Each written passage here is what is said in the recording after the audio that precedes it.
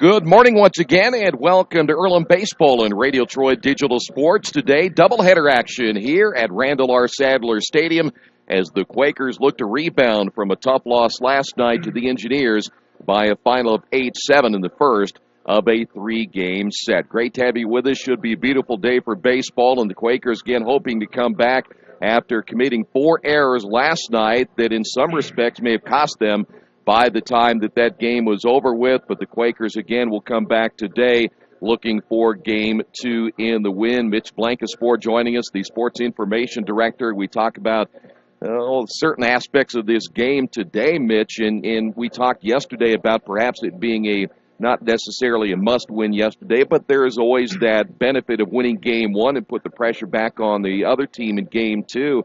Your thoughts about this one today, and then, of course, look back to last night, and the Quakers kept battling but ended up losing 8-7. Yes, definitely a good point, Troy. Definitely the pressure on Earlham now to, hold home court in parentheses, hold home stadium rather, and win 2 games. I would like to point out Earlham was in this position against Kalamazoo, lost Game 1 the Kalamazoo series, came back to win 2 games.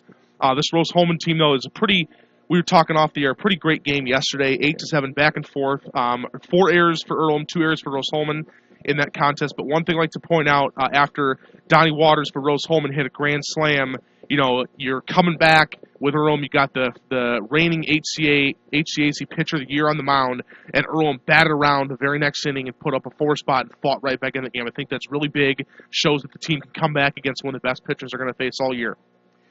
Well, today they're going to face another good pitcher, and the Quakers again last night, though they did get some balanced, which I thought was pretty impressive last night. They got good balanced hitting from top to bottom. They're going to have to duplicate that again today, as I mentioned in the broadcast yesterday. Not only did they face Nixon in a tough one yesterday, their 2 and 3s aren't bad either. No, definitely not. Going to see Andrew Stoll today, a senior from the state of Washington.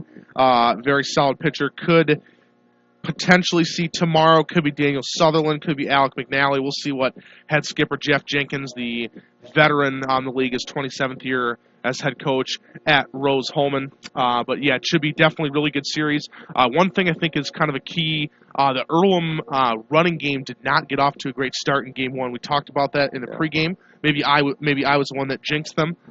But we saw Nate Lynch get picked off or caught stealing. You saw Brendan Laird get caught stealing for the first time in his Earlham career, actually yesterday, in a year and a third worth of games. So we'll see if the Earlham running game can get going, but even despite that, Earlham put up, I think, 12 hits compared to 8 to Rose-Hulman in Game 1. So just the errors kind of hurt. But, I think one of the things that's the strength of this Rose-Hulman team is they're not flashy, but they're very senior-laden, they're very experienced, and they're not going to make a ton of mistakes. You saw the right fielder miss a ball trying to scoop down. That doesn't happen very often for this Rose team, so I think Earlham just needs to shore up its defense, as you alluded to. That's maybe one of the things that Coach Sack is looking for Earlham to hit its stride in every facet. Haven't done that yet. I think another storyline is going to be the bullpen. I think both teams maybe don't have the strongest bullpens. You saw Jonathan Hicks, who didn't pitch awful but took the loss there yesterday, but Dalton Carter pitched well in the 9th inning, so that's good for Earlham. And then Joey Callahan for Rose-Hulman got runners on base in the 3 innings that he pitched, but he ended up getting the hold there for Rose and the save. So should be kind of an interesting storyline. I think whichever pitcher, if pitcher gets knocked out early in this contest, definitely favors the team who gets the bullpen. I want to give credit, though, to Joe Piper yesterday, Nate Lynch, both 3 hits. Big days for those guys. Yep, definitely should be good broadcast. Thank you, Troy. All right, thank you, Mitch. Mitch Blankensport, once again, the Sports Information Director here at Earlham. Don't forget, you can check out live stats throughout the ballgame on GoEarlham.com. And, of course, we'll have a complete story write-up of both games today as well. Sat down with head coach Steve Sakositz earlier today to talk about yesterday's game and also the ramifications of today going into this one down 1-0 in the series. Coach, go back to last night, and you guys, as we talked about in the postgame, you guys battled and certainly made a game of it there at the end. Talk about a little from a mentality standpoint coming into today, does last night affect you guys too much? I think we can take from what happened yesterday and understand, where the game turned for their better and what we need to do today to be successful. Again, it goes back to what we said yesterday, making that routine play, not giving them extra opportunities to do what they can do offensively, and continue to put it on them offensively. I think up and down our lineup and everybody who went in the game yesterday battled. It's just a matter of learning from the mistakes we made and understanding that we can't get free base, which we did at times, and then we can't compound that with also kicking the ball around a little bit and giving them extra opportunities. Are you concerned a little bit about the defensive side of things right now, again, after the 4 errors last night, or is it just one of those things? Just one of those days. You're going to have those days where you're going to kick it around, but, if you can knock it around 4 times and also be in a one-run game and have opportunities to win it, you put yourself in good position there. But if we can reduce that part of it and play what we played, then I like our chances. Overall, you like the way that you swung the bat last night, right? Yeah, well, 2 straight games there, both in conference, and both games where we're putting aggressive hits up there. We're putting aggressive at-bats. I think we struck out against Nixon maybe 3 times in his innings out there, and a guy was going in there with 24 Ks in 17 innings, something like that. So he's a plus strikeout guy, and in 6 innings he had 3. So I think our kids did a good job. I think that their pitchers will adjust today and seeing what our hitters do. But again, they got to get our guys out, and I think our guys, with the way we're swinging it right now, are going to be pretty aggressive against them. You had to have been very happy with the bottom of your order, the way that they swung the bat. Well, yeah, when you can get 1 through 9, your offense giving you opportunities right there, that's going to be really deep to try to get guys to get you out. And, we think that we can do that. We also have guys on the bench that didn't get an opportunity yesterday that, in a situation today could be called on and, ready to go as well, too. So we're not just, 9 guys. We've got other guys that can do some things. Just the 9 guys that we're putting out there right now are putting great at-bats together and putting the ball and play hard. I'll tell you what, the one thing I didn't ask you about last night was your bullpen. You guys came out there and shut things down there late in the game and still gave you guys a chance to win. Yeah, and that's what you ask them to do. The bullpen was the beginning of the year was the one question mark we had with just, what guy was going to step up to what role. And, we have all those guys back again today for 2 games against a good team. And if we can go out there and throw strikes and let our defense make plays for us, they're going to be okay. I've got to ask you, and I know that we kind of joked about it a little bit, and you mentioned Brennan playing second base. And when I looked out there and I saw him at second, I didn't know he was a second baseman. But is that a concern right now as far as just him in a position, or was it a need?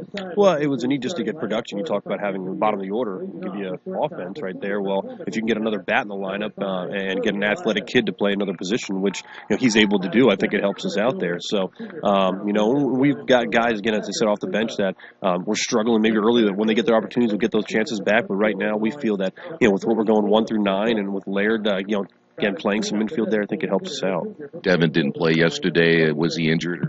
Devin is he's back able to go today, so we're excited to get him back, yeah. He struggled a little bit right now here early in the season, but I think he struggled early last season as well. Just took him time to get going, and what do you do to get him rolling again? He just needs to be aggressive. You look at the majority of the times Devin's got out this year, I think he struck out 12 times in 17 at-bats, but it's because he's taking those pitches and he's getting bad counts, and it's not the pulling the trigger. Well, once he decides that he's going to do that, he's going to be back to what he needs to do. We just need him to go up there and take the swing he's taking in BP, taking in the cage, and go out there and take that swing in a game. You and I can go both up there and look at pitches come down the middle of the plate, but he's got the ability to swing, and we want him to do that because when he does that, it's pretty scary what he can do with the ball. Knowing we wouldn't do that, of course. Now, let's talk about pitching today. Certainly another key day for you guys pitching-wise. Talk about what you expect. I expect our guys to go out there and compete. I think Bryce is going to do well in game 1 for us. He threw on Tuesday, had a low pitch count on Tuesday, and we knew we wanted to bring him back for this game. He's a guy that holds runners well, throws strikes, mixes speeds, mixes strikes. He's going to be very good. And then game 2, you're going to go John Cornett, who's a guy, again, who's had success this year of mixing speeds, mixing pitches, and your bullpen is fully loaded and ready to go. Everybody's back from yesterday and guys that we didn't even use. So I like what we're going to do. I hope we can knock their pitcher out early and get to their bullpen, see what else they got out there, and we'll just see how it goes. Talk about what Bryce does as far as from a standpoint of some of the pitches he'll use and, the pitches he tries to get ahead of the hitters and such. Yeah, we like to establish the fastball, and so our goal is to try to get ahead of the hitter 0-1. He's got a very good changeup. He's got a very good slider and a good breaking ball as well, too. So you're looking at right there 4 pitches he can throw at any part of the count for a strike.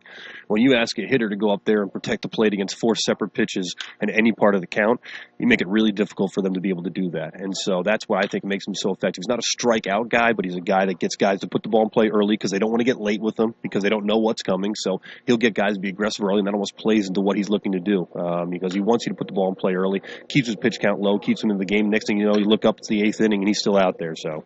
Coach, one last thing, and I asked you this before Game 1, a little bit about the pressure of winning Game 1 and kind of setting the tone, but now you're in Game 2, and I hate to use the term must-win type thing, but does the pressure go back on you guys a little bit to win the second game? No, I mean, again, same thing. Game's at our place, and they got to beat us here. So we'd like to come out here and take this one. Would make it easier going to the third one, but as we tell our kids, we just have to take it an inning at a time and go from there. If we get the first one, we'll adjust and make our plans to win the second one. If we don't get the first one, we'll adjust and make our plans to get the second one. Either way, look at it. But it'll be nice to get this first one out here, but by no means would I say that that's a must-win on that part of it because you're 3 games into your conference season, and you're going to have a lot more. And, again, teams are going to beat up each other and throughout this conference, but we can only handle what we can do. We go out there today, we play our game. I like our chances. I liked our chances yesterday. Again, we could look at that 9th inning and say, hey, Earlham's got an opportunity with a runner on first base, less than 2 outs. They might be doing something there. So we put ourselves in positions that we have a chance to win. We're going to be fine. All right, Coach, good luck today. Thank you. Steve Sackis hits again his thoughts about today's matchup. And again, one thing that I've noticed over the last couple of days, no matter whether this team wins or loses this series, they know there's still a lot of baseball to be played over the next several weeks. So even though it's a big series, they're still keeping this thing in perspective. We'll come back. Starting lineups are coming up in just a couple of moments. Stay right there as we bring you Earlham baseball right here on Radio Troy Digital Sports. Do you need help taking care of your car? I know my family does. That's why we take our vehicles to Beach Automotive in Richmond. We've been relying on Brad and his crew for years, and they always take good care of us without breaking the bank. For great auto service, stop by Beach Automotive at 110 East Main. Give them a call at 966-8181 or go to their website at beach-auto.com. If you would like your athlete to take their game to the next level, look no further. New Vision Sports and their staff has over 20 years of experience in coaching and developing the serious-minded athlete. New Vision specializes in improving your basketball skills, overall speed, and agility. Find them on Facebook or Twitter, or give them a call at 765-977-5831. Again, call 765-977-5831, or go to their website at newvisionsports.com. Maybe you haven't heard, but there's a place in Richmond's Depot District that's better than being home. Little Sheba's is a lot like the bar in that 80s TV show Cheers. You know, where everybody knows your name. Come on down after the game on Fridays and join us for pizza. We're here till 11. Or grab some of your friends and try out a game of live trivia Thursday nights at 6:30. If you love live music, Little Sheba's features some of the very best every weekend. Where else are you going to find this kind of variety, along with some of the best food and friends in town? Little Sheba's in Richmond's Depot District. It really is better than being home. For over a century, Richmond Power and Light has been providing safe, reliable energy to the citizens and businesses of Richmond and the surrounding area. Through their dedicated and talented employees, Richmond Power and Light is advancing their tradition of exceptional service through new technology, training, and efficiency in everything they do. For more information on Richmond Power and Light, go to their website at rp-l.com. Richmond Power and Light. Together, we make powerful partners. There's only one place to go on the World Wide Web to find the best automotive deals. Wetzelauto.com. One of the area's largest inventories all in one spot. Wetzelauto.com. Here for you 24 hours a day, 7 days a week. Wetzelauto.com. New and used vehicles, service, parts, body shop, and rental. Plus, value your trade. It's easy to navigate. It's convenient. Wetzelauto.com. It's clickin' awesome.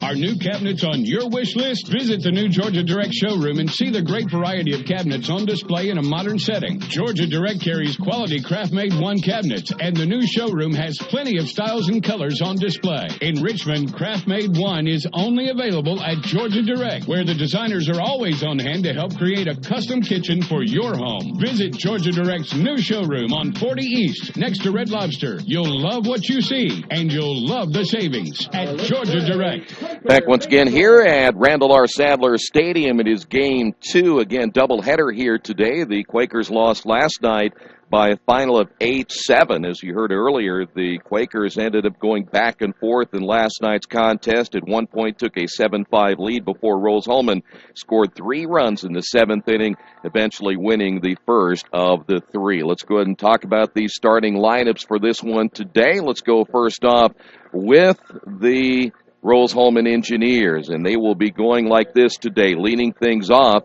and playing shortstop will be Cody Earlham. Also in the number 2 hole today, as you see the starters right there, it'll be Patrick Klima in center field batting second. Caleb Kissel is hitting third at second base. Zach Trusk, who was behind the plate last night, will hit in the cleanup spot. He'll DH today. Drew Schnitz is going to be back at third base, hitting fifth. Donnie Waters, who hit the grand slam last night, he's at first base. He'll be batting sixth. The batting seventh in right field is David Burnside. Hitting eighth and playing left field is Hazen Hamather. And hitting ninth and catching today will be Kobe Close. So again, it'll be Earlham, Klima, Kissel, Trusk, Schnitz, along with Waters, Burnside, Hamather, and Close. Well, going today for the Quakers, it'll be the right-hander. We mentioned him earlier, and you heard Coach Sack talk about him, Bryce Rainey, not an overpowering pitcher. This will be his 6th appearance of the year, his 5th start. He is 2-0 with an ERA of 1.80. In the 30 innings so far, he's given up 23 hits, 10 runs, 6 earned, 17 strikeouts, and he has 5 walks on the season. So here we go, game 1 of 2. Earlham will lead things off. Earlham yesterday went 0 for 4 with a walk. And so ready to get this one underway in game 1 here. The second game scheduled for around 3:30 this afternoon, and the first pitch low and outside for a ball, and we are underway. We'll set the defensive lineup for you coming up here in just a moment. Here's the wind and the pitch. This one hit well down the left field line. That'll be a base hit just over the outstretched glove of Brandon Smalling. And so Cody Earlham with a leadoff single. Good start here for the Engineers, and here's Patrick Klima. Now batting the center fielder, number 1, Patrick Klima. Klima yesterday 2 for 5, scored a couple of runs. Part of the 8th hit attack by Rose-Hulman. The Quakers yesterday put 14 hits on the board. Third baseman Smalling, a few steps in front of the bag as Rainey will toss to first. Defensively, Krumloff behind the plate. He played well yesterday defensively. Elkis at first, Laird back at second, Ray's at short, and Smalling at third, with Barger, Bailey, and Piper from left to right in the outfield. The stretch again by Rainey. And the pitch on the way is up high. And Krumloff, we talked about him yesterday. He will snap throw to first, even with a left-hander at the plate. Picked off a runner yesterday. 1 ball and no strikes now to Klima. Klima now hitting at 286. The pitch. And this one tapped right back to the pitcher, Rainey. Throws to first. He'll get the out there. Ball was not hit hard enough to get the runner down at second in Earlham. So there's one away, and here's Caleb Kissel. Kissel yesterday 0 for 3, comes into today's contest hitting at 378. So one away. And Kissel steps in from the right side as Rainey works into the stretch. Will check the runner at second, and the pitch on the way is a breaking ball low. 1 ball and no strikes. The outfield will play it straight away. We saw a lot of shifting yesterday for Rose-Hulman. Quakers pretty much, they don't do that often. Once in a while, Bailey might shift from right to left, but he generally stays straight away. The pitch on the way is hit down the right field line and out of play. 1 ball and 1 strike. Expecting to be a nice day today. Temperatures above the 60-degree mark, some around 65. Yesterday, a rather cool day, but right now, we have absolutely clear skies and very little breeze here at Randall R. Sadler Stadium. The pitch by Rainey on the way is just underneath the chin. 2 balls and a strike now to Kissel.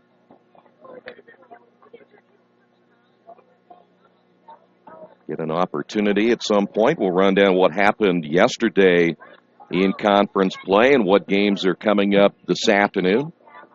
The 2-1 pitch, and that caught the outside corner for a strike. And we're all even now at 2-2.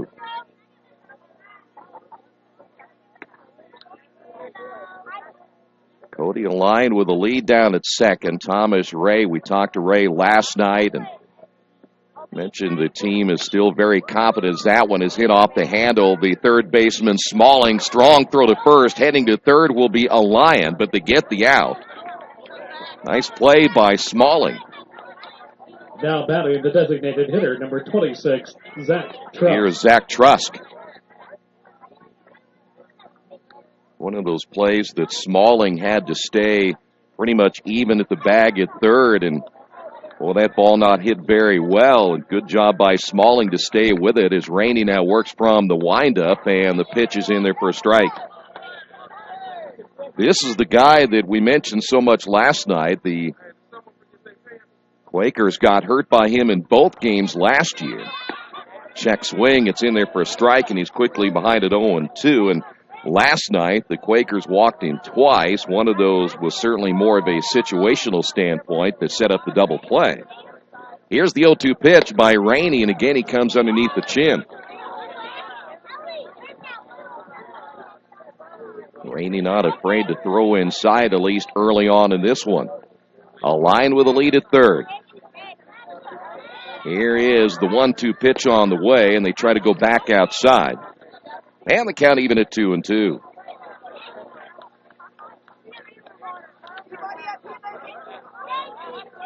Rainey, long look at Krumloff.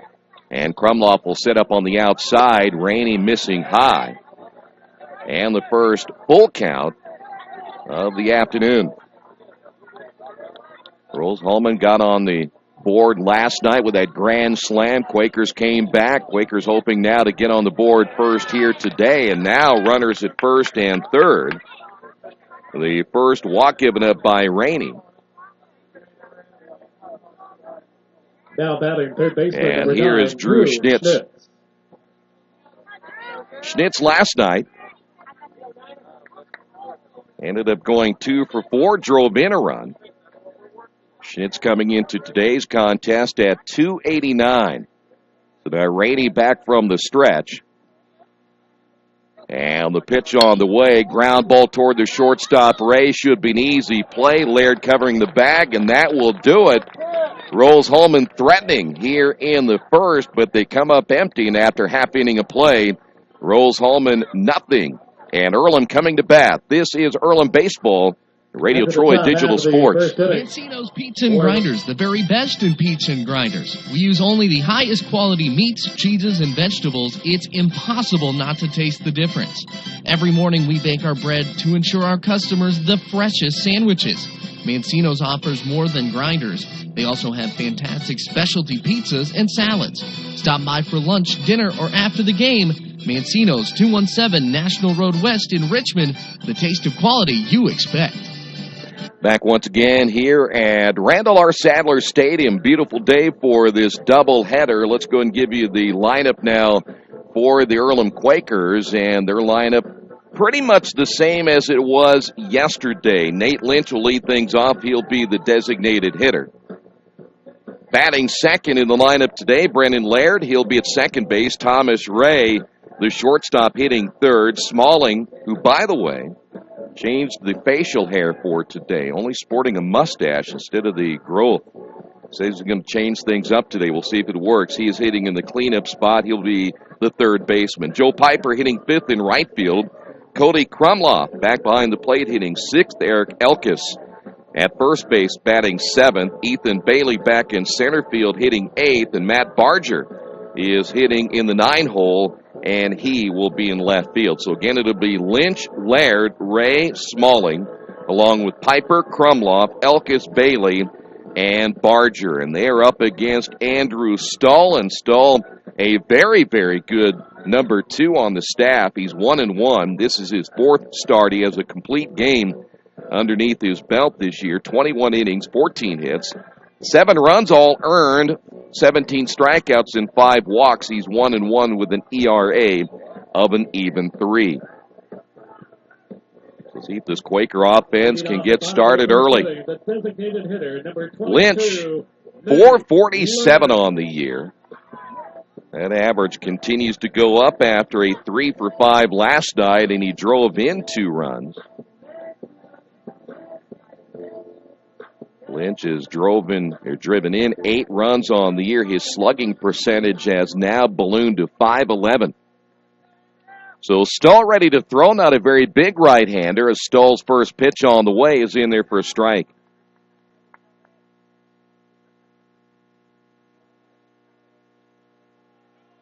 As always, we'll set the defensive lineup coming up in just a moment. That pitch on the outside corner, and Lynch quickly behind it, 0-2.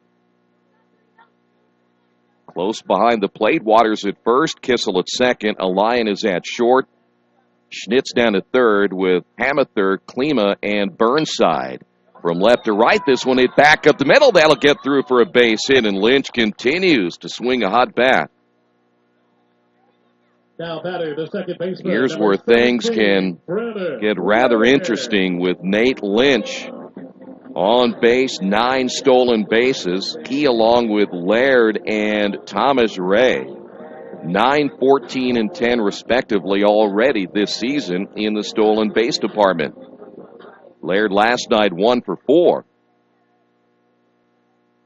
As now Stahl into the stretch and the pitch, and it's low and outside for a ball.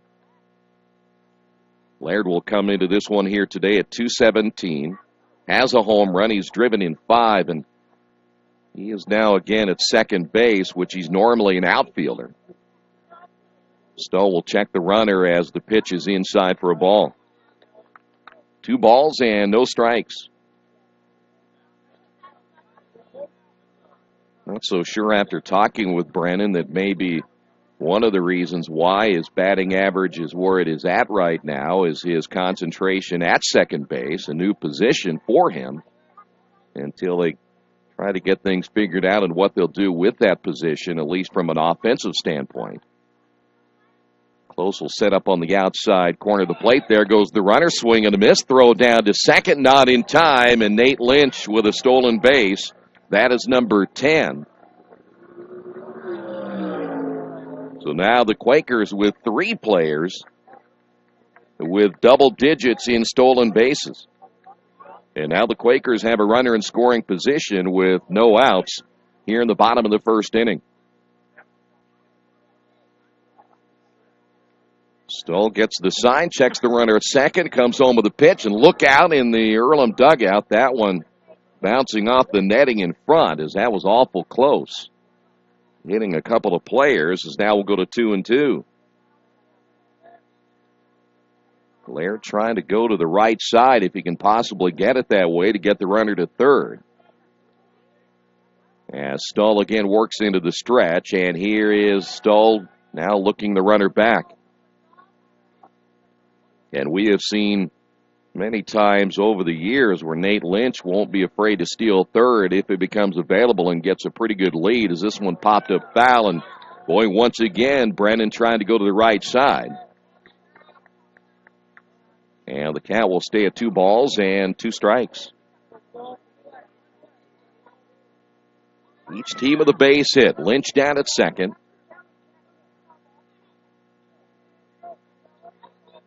Stahl again into the stretch. A quick look at second, and the pitch on the way, and got him looking. Well, I tell you what, Laird, pretty good eye most of the time, but that one on the outside corner, I think the Quaker bench thought that might have been a little bit too low and outside. Here's Thomas Ray. Ray hitting at .408, 2 home runs. He has driven in 10. Everybody won't be treated all the same. Thomas last night 1 for 4. Stahl gets the big strikeout. Is that pitch a little bit high? 1 ball, no strikes.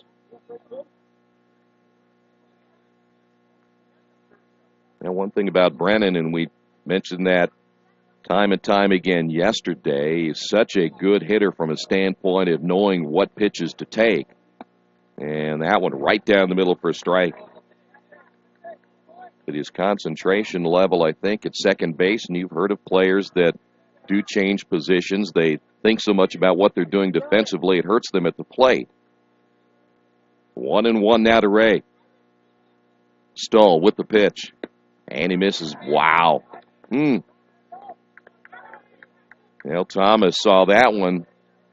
It looked from our vantage point, we're right behind home plate, and that pitch looked like it was outside. The home plate umpire felt it caught the outside corner, so Thomas down on the count of 1 ball, 2 strikes. And once again, Stoll will try to keep the base runner Lynch close. Look at that. Look at Darrell got it. There you go. Finally, Darrell Hutchison gets a foul ball. Here's the pitch. And that one got him looking. 2 straight strikeouts now for Stoll. Number 23, Brandon Smalling. Now here's Smalling. Smalling 0 for 5 last night. He's now hitting at .225 on the year with a home run and 11 RBIs. So 2 big strikeouts for Stoll, both looking, and now Smalling set to go to work with a runner still at second base and 2 outs. Popped up foul. And that will go out of play, and there goes another one. We've changed the policy here where the guys are chasing down foul balls get paid by the ball. We didn't like their production yesterday. And even one little kid beat Darrell to a ball. Here's the 0-1. Back up the middle. That'll be a base hit. Lynch rounding third. He's heading home, and the Quakers lead this one 1-0. RBI base hit by Brandon Smalling. Boy, we saw him do that so much last year. The right fielder, number 38, Joe Piper. Still, by the way, leads the team in runs driven in, despite not hitting as well at the beginning of this year as last year. As Piper steps to the plate. Boy, and this guy swinging the bat well right now. 3 for 5 last night, drove in 2 runs. Piper now hitting at .286. The pitch popped him up to the right side. The first baseman Waters in foul territory, right in front of the dugout, and then he dropped it. So Piper's going to get an extra life right here. Well, you can't blame the wind on that one. There's virtually very little wind. He just misjudged it as the ball came back toward fair territory. So now let's see if Piper can make him pay for it. By the way, with that run driven in, Smalling now with a team-leading 12 RBI, one of 3 players in double figures in runs driven in. Stoll with a pitch on the way, ground ball left side, that'll get through. So Piper making Waters pay for the dropped foul ball, and now the Quakers consecutive base hits. Here's Krumloff. The catcher, number 5, Cody Krumloff. We can go back so many games over the last few years where a player doesn't get that final out, and the other team will come back and score consecutive runs even more, and maybe the Quakers can do it right now, especially with 2 outs here in the bottom of the first inning. And that pitch a called strike.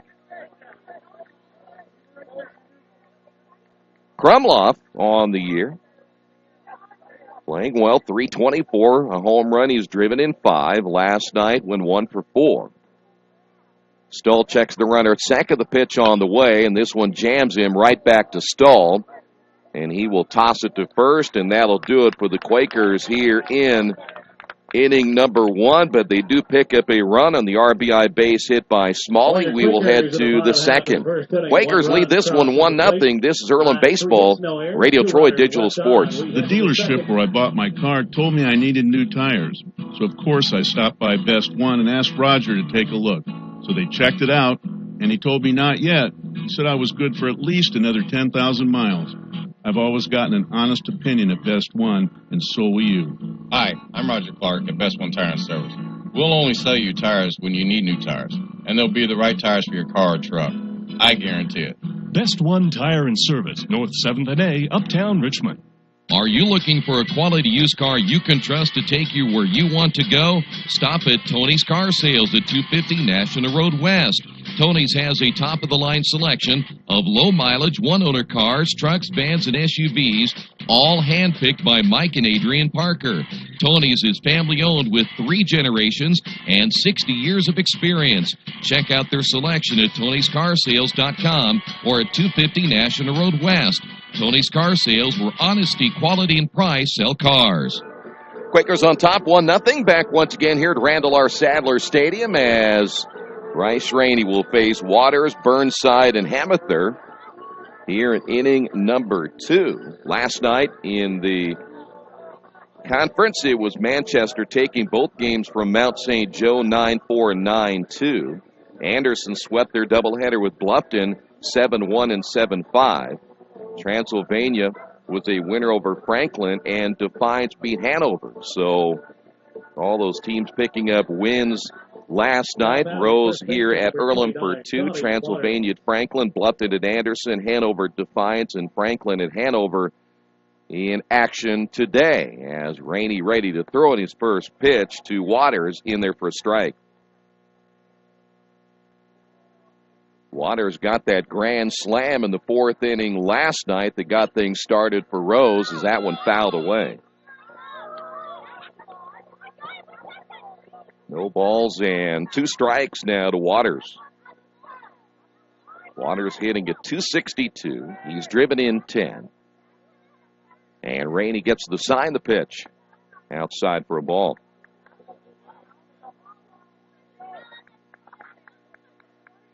Center fielder Bailey, we had mentioned shifting. He's now shaded over toward left field. That one will be tapped foul as Waters will stay alive at 1-2. And we mentioned right when we talked about not very many players shift for the Quakers. Now they've done it with Bailey moving a little bit toward left and then Piper off the line in right field. The 1-2 pitch on the way, swing and a miss, got him on the outside corner, and there's your first strikeout of the day. And Rainey gets out number 1 here in the 2nd, and here's Burnside. Burnside, the number 7 hitter, the right fielder, hitting at .273 on the year. Has a home run. He has driven in 5. And the Quakers go back and play it straight away as Rainey's first pitch on the inside corner. And it looks like today you better be ready to come up there swinging the bat. 0-1 now for Burnside. Here's the 0-1 pitch. Hit foul. This is one thing that it's pretty easy to say and not always easy to do is get ahead of the hitters on each and every at-bat if you possibly can. And Rainey's done a pretty good job of doing that so far, though we have a very early sample of his work as that pitch low and outside. And try to always get that hitter to fish for a bad pitch if you can, if you're ahead in the count at 0-2. Rainey with the leg kick and the pitch. Couldn't break the curveball off. And the count even at 2 balls and 2 strikes.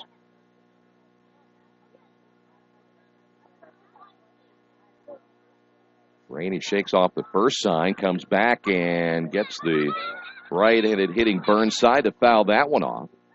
And we'll stay at 2-2. Now, Krumloff always looks again toward the dugout to see what they want to throw, and Rainey very rarely shakes off the sign as that's a line drive right at Smalling. He'll make the catch, and there's 2 away. Hit well, but right at Smalling, who was playing him perfectly, and that'll bring up Hamather. Now the plate left fielder, number 10, Hazen Hamather. Hamather coming into today's contest at .317. Last night, 2 for 4 with a run scored. And with 2 away, the first pitch, he'll foul to the screen. No balls and a strike.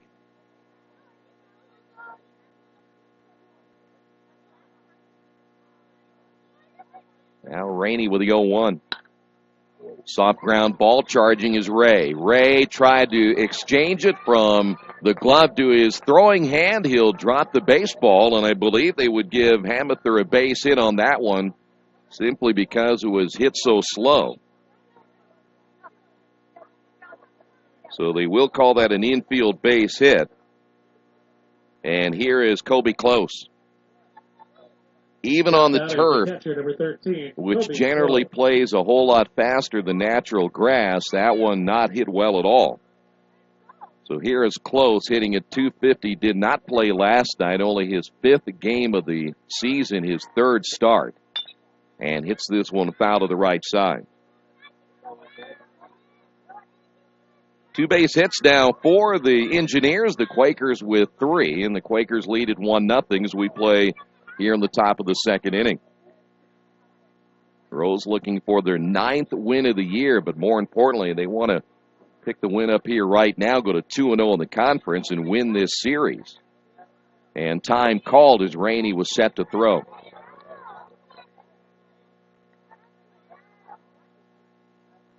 We will stay at no balls and a strike.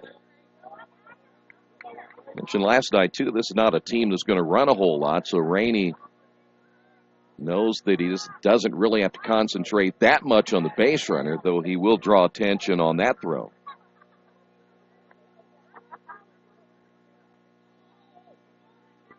Going into last night's lone game, the Engineers only had 14 stolen bases in their first 11 games. Pitches up high.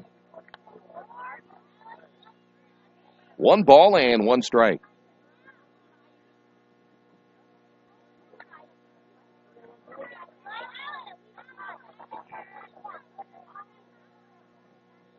Hamather again with a lead at first. This time his right foot on the edge of the grass. That one in the eyes. Grounded toward the third baseman Smalling. Throw to first in time, and that'll do it for Rose-Hulman here in the 2nd.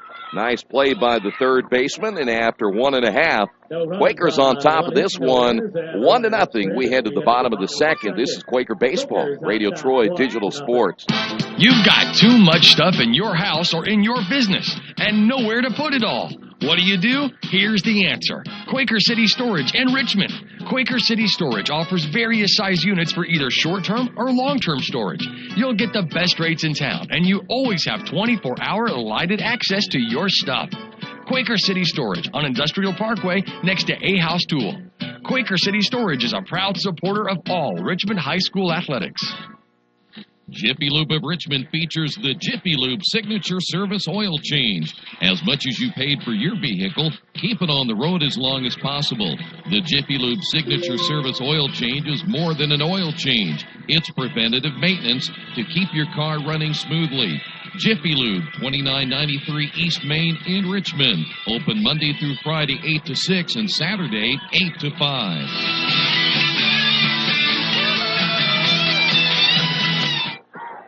Heading now to the bottom of inning number 2. Quakers on top of this one, 1-0. By the way, let's get you updated on the latest HCAC standings after yesterday's action. Transylvania and Anderson both at 2-0. Rose and Defiance at 1-0. Manchester 2-1. Earlham now 1-1. Mount St. Joe at 1-3. Franklin 0-1. With Bluffton and Hanover both at 0-2. Eric Elkis will lead things off for the Quakers here in the 2nd. He'll be followed by Ethan Bailey and Matt Barger.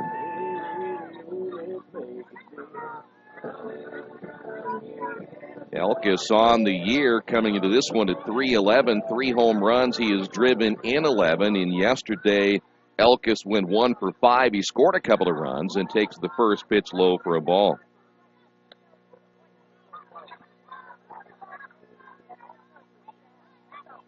A contingent of youngsters here at the ballpark today. Here's the 1-0 pitch. Chopped foul. 1 ball and 1 strike.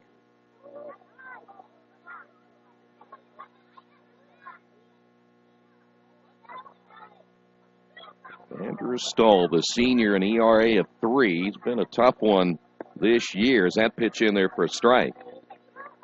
In fact, you really have to like their first three. We saw last night, though, the Quakers were able to get to Carson Nixon. You know he'll be tough by tournament time as that pitch low and outside. 2 balls and 2 strikes. And it appears, though, again, very early, the way, and Coach Sack will talk about this a lot throughout the entire season, is that this is certainly going to be a dogfight in the conference, and that's on the outside corner. Elkis. Third time the Quakers have been caught looking. Now batting the center fielder, number 1, Ethan Bailey. Here's Ethan Bailey. Bailey, 306, no home runs. He has driven in 7. Bailey 2 for 4 last night, drove in a run. And the first pitch by Stahl on the way is a called strike. Now, we mentioned a little bit ago that you probably better come up there and be ready to hit. And we saw Elkis on the outside corner strikeout, and now Close is going to go back to the outside again, and he hit it again. Good target that time by Stahl to jump ahead in the count at 0-2. It is very rare you'll see a team for the Quakers and Coach Sack that will get caught looking as much as they have even today, as that pitch is outside 1-2, and they've already been caught 3 times here in the first couple of innings. 1 ball, 2 strikes. Stoll gets the sign, the leg kick, and the pitch, and got him. Well, if it keeps working, you just keep going back to it. That'll be the 4th strikeout looking now for the Quakers, and here's Matt Barger. Barger 273 this season with no home runs. He has driven in 3. Barger 2 for 3 last night with a run scored. So now 2 quick outs here in the second, and Stoll set to go to work again, and guess what? He's going to keep going there. So you better be ready to swing the bat on the outside pitch. We'll see if they'll go there again. They're setting up to go there, and this one is going to be hit to the right side. Diving and knocking it down is the second baseman, Kissel, and then a late throw to first, and everybody is safe. And they'll score that a base hit for Barger. So the Quakers have a man on and a little nubber to the right side, and that'll bring up Nate Lynch. Number 22, Nate Lynch. Not so sure that Kissel really needed to dive for that one. He probably could have fielded it off the hop and made a strong throw. But here's Lynch. He singled, stole a base, and scored the game's only run in the first inning. Quakers down with 4 base hits. Is Stahl ready to go to work? Got him to swing on the first pitch. High fly ball, Hamether in left field, and that'll do it for the Quakers here in the second inning. They do get a man on. We will head to the third, and after 2 complete, Quakers on top of this one, 1-0. This is Quaker Baseball, Radio Troy Digital Sports. There are banks that are big, and then there's West End Bank. A bank with big ideas to help people, business, and industry. If you're just starting out on your own and want a new car, West End can help. Maybe it's your first home and you need advice on financing. West End Bank has ideas to help you. West End Bank, helping build better lives and a better community. West End Bank is a community bank with big ideas and home to a distinctive style of banking. Equal housing lender, member FDIC.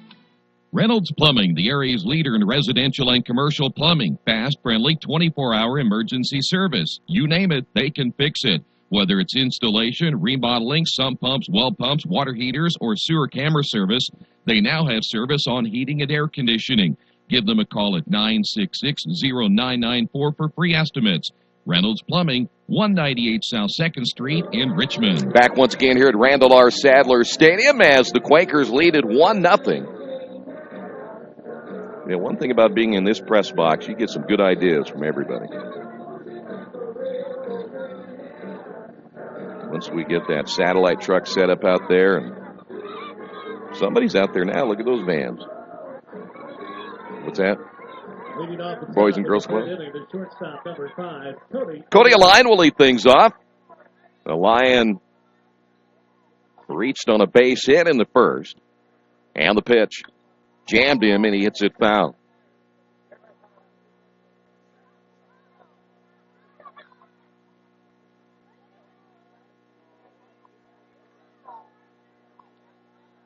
Here's the pitch on the way, and a breaking ball low. 1 ball, 1 strike. Well, yesterday's game, we were going along very quickly through 3, and then everything broke apart. Bunt laid down, third base side. Rainey off the mound. His throw to first, and he got him by half a step. Nice play by Bryce Rainey.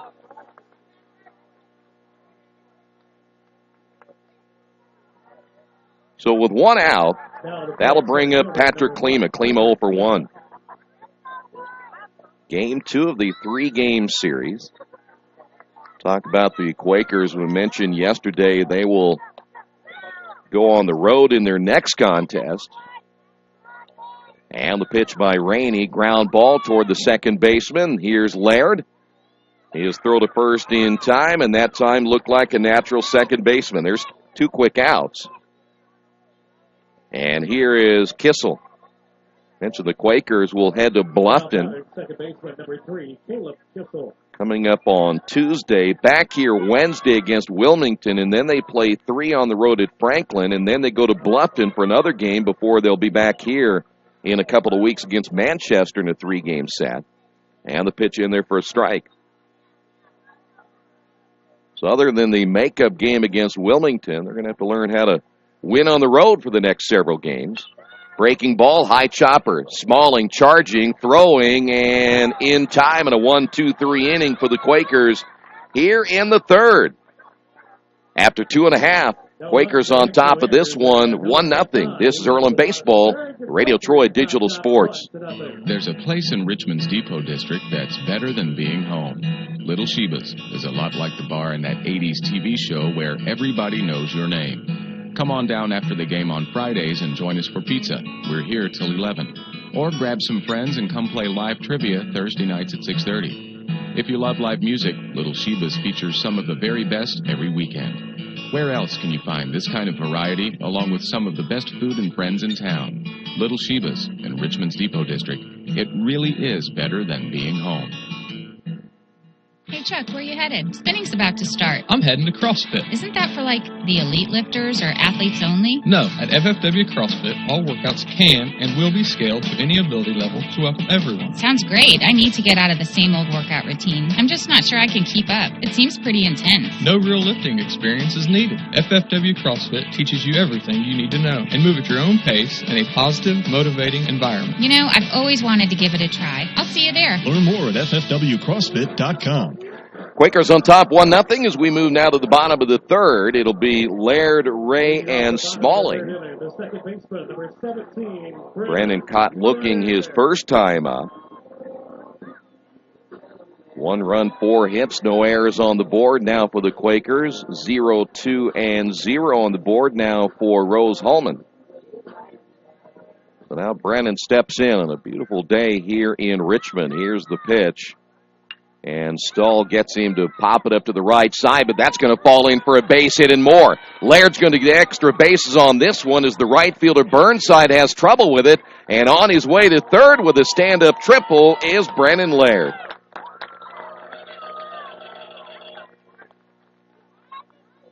So Laird, good job going to the right side. And now it'll be Thomas Ray.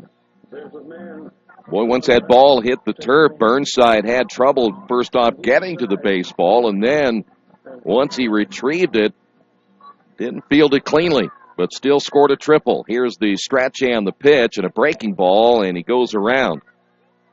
Ray caught looking his first time up. Quakers' opportunity right here to jump ahead 2-0. Check here, Brennan. That is his second triple of the year. As that pitch just outside. We had seen earlier, though, Stull picking on the outside corner, and he got that call earlier in the game. And the count even at 1-1. Stull checks the runner down at 3rd. Here's the pitch.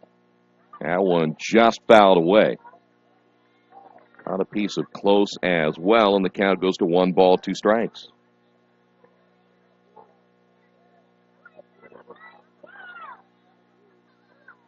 Part of the order right here with Ray, Smalling, and Piper.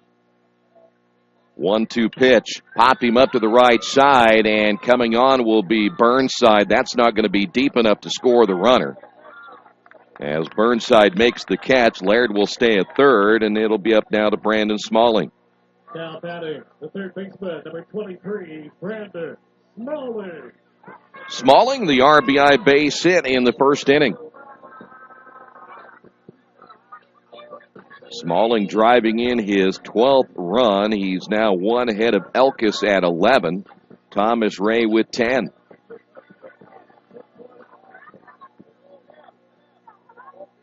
Stoll back into the stretch. And the pitch called strike.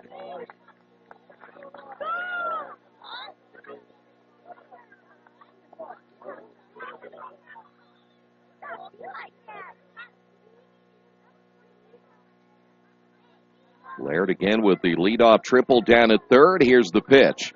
And then misses low and outside. That'll even the count at 1-1.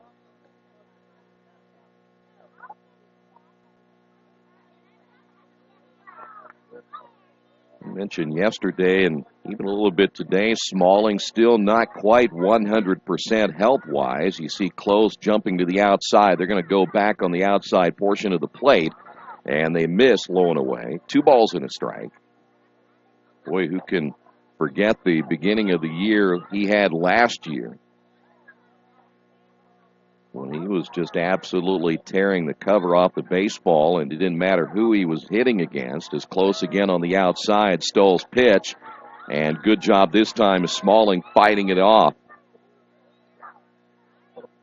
So the count even at 2-2.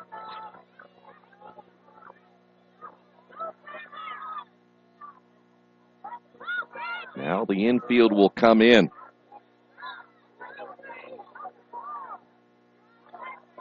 I'm going to make sure if at least anything they can keep Laird from scoring down at third. Let's see if Smalling can get it out of the infield, and he hits this one back up the middle. Base hit, and the Quakers now lead it 2-0. Well, the percentages, they say, always go up with the infield in, and it did that time. I would imagine the runner still would have scored even if Kissel and Lyon were playing back on that one. But now the Quakers on top of this one, 2-0. Smalling with his second run driven into the ball game, and apparently shaving helped. Here's Piper. Piper singled in the first.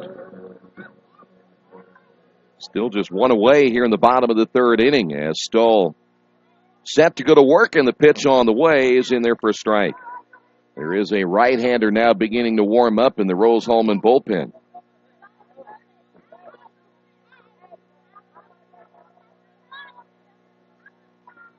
Boy, Piper again, his batting average up to .286. A big day again yesterday. Check swing as that pitch right in front of the plate. Good job by Close. And the count even at 1-1.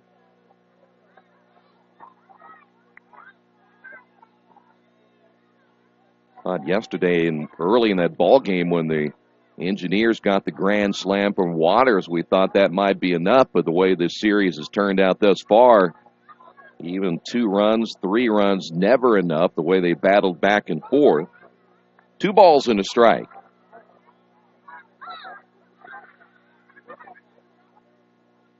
Smalling, not much of a stolen base threat, though once in a while he'll give it a shot. He's 1 for 2 coming into today's doubleheader.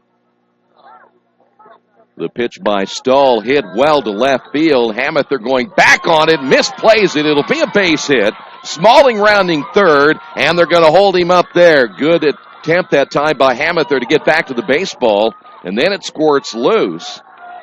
Everybody will stay put, but that'll be a double by Piper. He's now 2 for 2. Now to play the catcher. Hamather in left field just got turned around. A ball that was hit right at him, and as we've told you many times, a line drive right at an outfielder is perhaps the hardest one to judge. So Krumloff a chance to add more here in the third. Just 1 away. And Stoll works into the stretch. Here's the pitch. right down the middle for a strike. Krumloff 0 for 1. But Cody still swinging a hot bat. He came in at 324.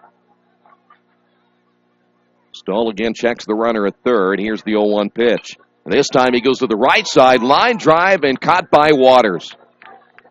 So a big out for Rose-Hulman, and Waters played it perfectly, and that'll bring up Elkis.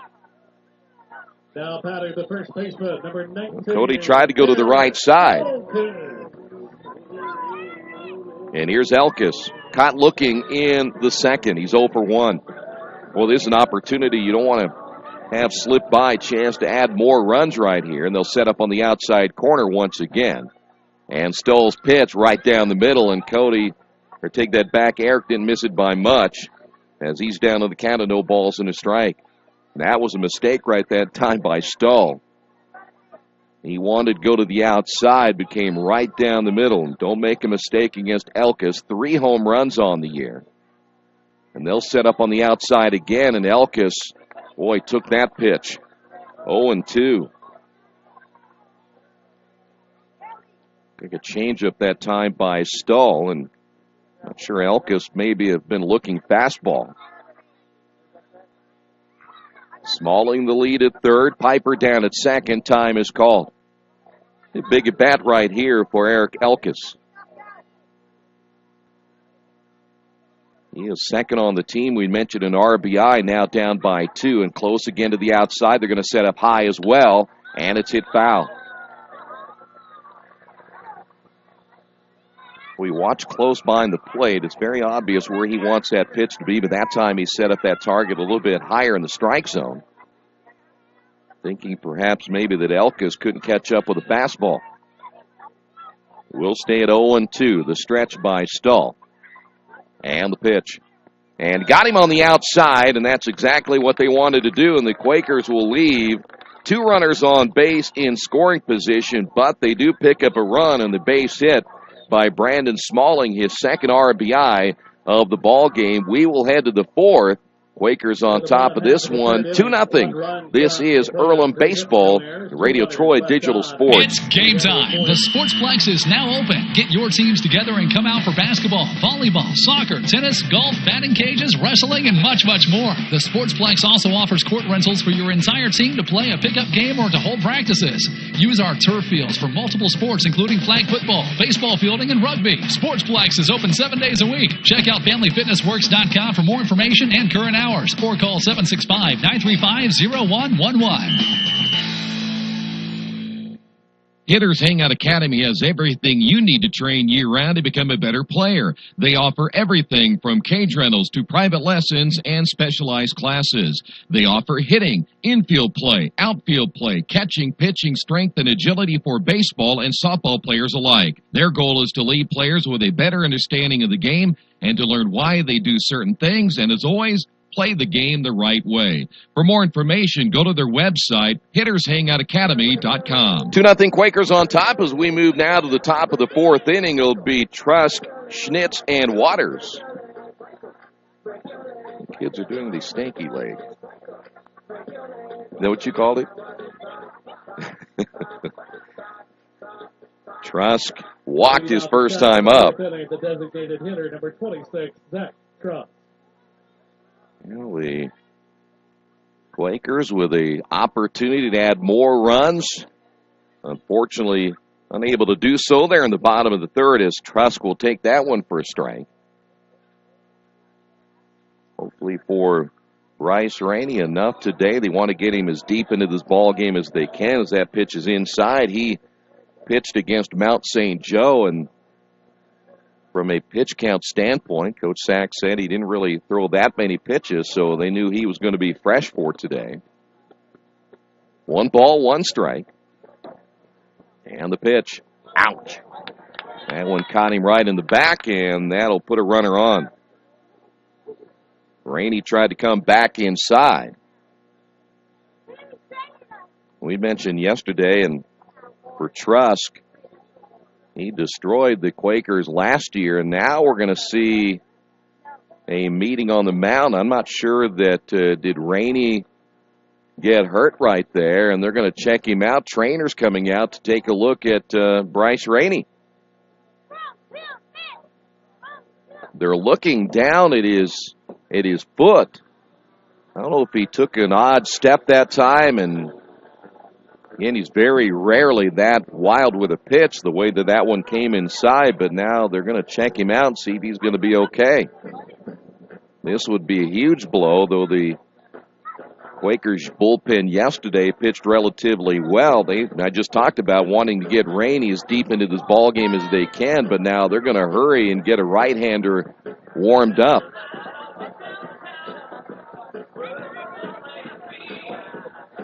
Well, it's hard to tell from the way that everyone is looking down whether it is his ankle. So is this his push-off ankle or his step ankle? So we got to determine whether it's his push-off against the rubber or when he steps, when he strides, as to which ankle it is.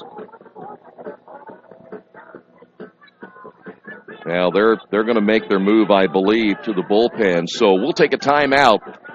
The Quakers have to make a pitching change right here as Bryce Rainey done for the day. We'll try to get an update on his status if we possibly can. Stay right there. Quakers on top of this one, 2-0. There's only one place to go on the World Wide Web to find the best automotive deals. WetzelAuto.com. One of the area's largest inventories all in one spot. WetzelAuto.com. Here for you 24 hours a day, 7 days a week. WetzelAuto.com. New and used vehicles, service, parts, body shop, and rental. Plus, value your trade. It's easy to navigate. It's convenient. WetzelAuto.com. It's clickin' awesome. For over a century, Richmond Power and Light has been providing safe, reliable energy to the citizens and businesses of Richmond and the surrounding area. Through their dedicated and talented employees, Richmond Power and Light is advancing their tradition of exceptional service through new technology, training, and efficiency in everything they do. For more information on Richmond Power and Light, go to their website at rp-l.com. Richmond Power and Light. Together, we make powerful partners. Maybe you haven't heard, but there's a place in Richmond's Depot District that's better than being home. Little Sheba's is a lot like the bar in that 80s TV show Cheers. You know, where everybody knows your name. Come on down after the game on Fridays and join us for pizza. We're here till 11. Or grab some of your friends and try out a game of live trivia Thursday nights at 6:30. If you love live music, Little Sheba's features some of the very best every weekend. Where else are you going to find this kind of variety, along with some of the best food and friends in town? Little Sheba's in Richmond's Depot District. It really is better than being home. Now, Quakers make a change long before they wanted to, as the apparent injury to Bryce Rainey was his left, his plant foot. Once he made the stride, apparently stepped wrong.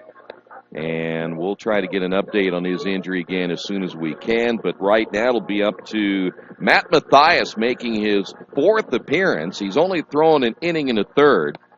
He's given up 2 hits, 1 run. It was earned. No strikeouts and 2 walks. No record and an ERA of 6.75. And they'll give him as much time as he needs to warm up to get ready. And it looks like he is ready to go. So Quaker is a little bit behind the 8 ball now, losing Bryce Rainey that early. So here's Drew Schnitz. Schnitz reached on a fielder's choice back in the first inning. Well, for Bryce, gave up just the 2 base hits, one to Allion, and then the base hit to Hamather. That was an infield base hit. So certainly had control of this one, and now we'll see how Mathias does. Matt works into the stretch, and the pitch on the way, and it caught the outside corner for a strike.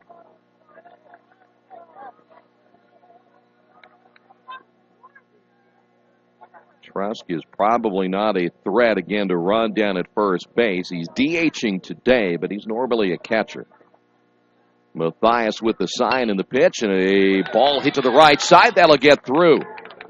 Heading to third will be Trusk, and now the Engineers with runners at first and third as Schnitz goes opposite field. Well, that one just getting by the first baseman, Elkis. Now batting first baseman. And here's Waters. Johnny Waters. Waters struck out his only plate appearance in the second.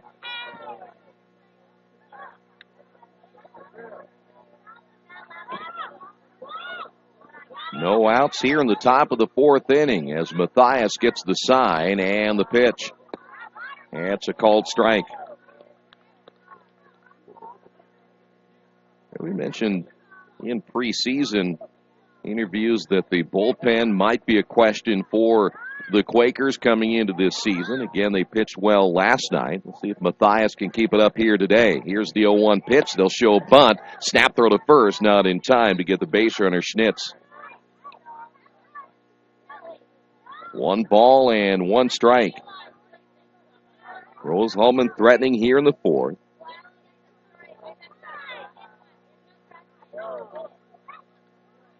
Waters hit the grand slam yesterday that gave the Engineers the early 4-0 lead. He'll bunt it, and now the catcher Krumloff will have the play at first, and you had to kind of hesitate a little bit to see if the runner Trusk at third, though that would be a risky move right there to try to send him on a suicide squeeze, but they'll keep him at third. Schnitz advancing down to second base, so Waters with the sacrifice. And that'll bring up now Burnside. Quakers played that one well defensively, and so now Burnside, who lined out his first time up, chance to perhaps tie the ball game right here. Matthias with the pitch, and a good breaking ball in there for a strike. Trusk down at third, and now Schnitz at second base.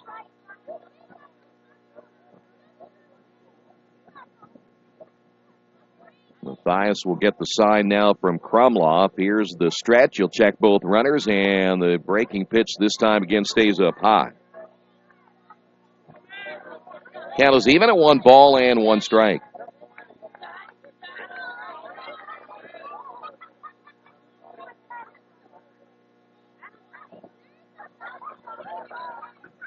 The stretch now by Matthias in the 1-1 pitch. He comes inside and hit the target perfectly. 1-2 now to Burnside.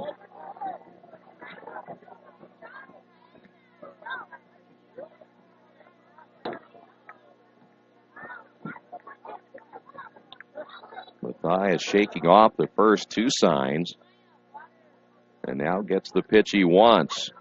Here's your 1-2 delivery. Popped up to the right side. Piper is there. Tagging at third will be Trusk. He's on his way to the plate, and the runners advance in. It's a 2-1 ball game. So Burnside with the sacrifice fly. And it's 2-1 now with a runner down at third. 2 away here in the fourth, and here's Hamather.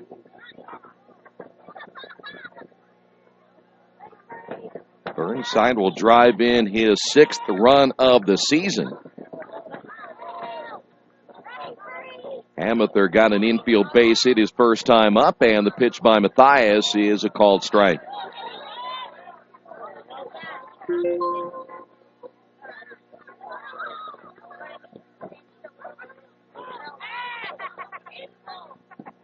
Matthias again will work into the stretch. Schnitz with the lead down at third, and the pitch grounded foul. And Hamather now behind in the count at 0-2.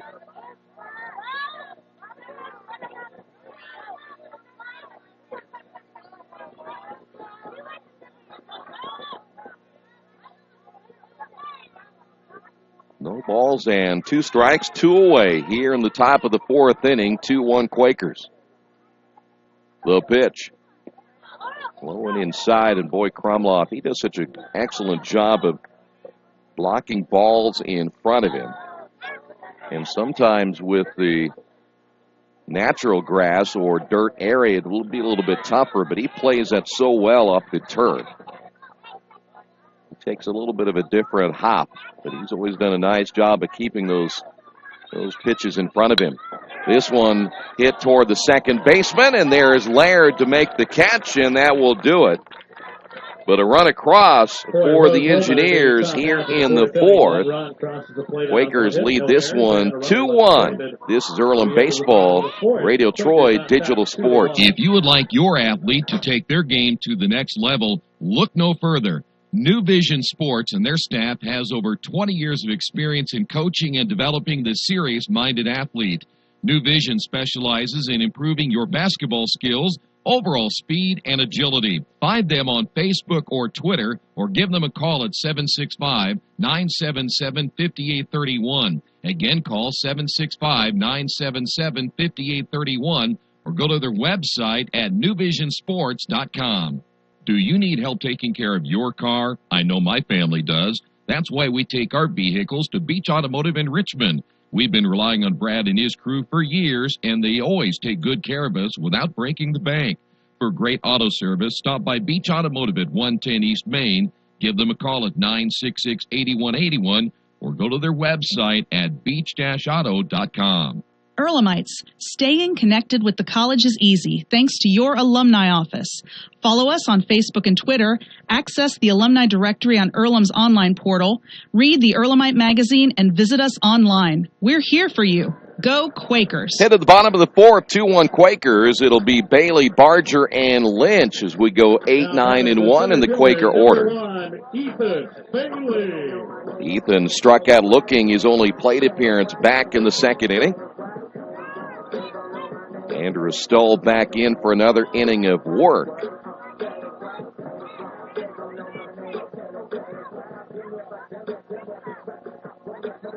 Bailey once again getting the start in center field for the Quakers today. He'll show a bunt as that pitch is outside for a ball.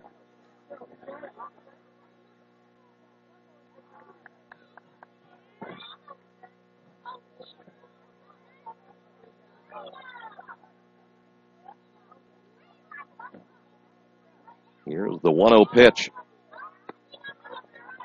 That caught the outside corner. And the count even at 1-1.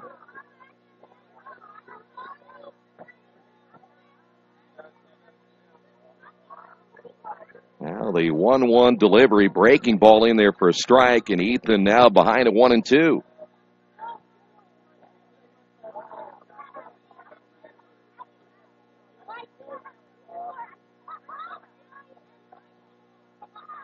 Here's the 1-2 pitch.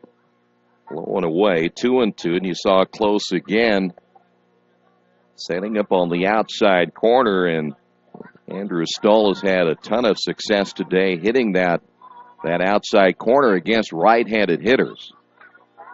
Here's the break-even pitch. And it's outside, and they'll ask, and he did not go around. So full count now to Bailey.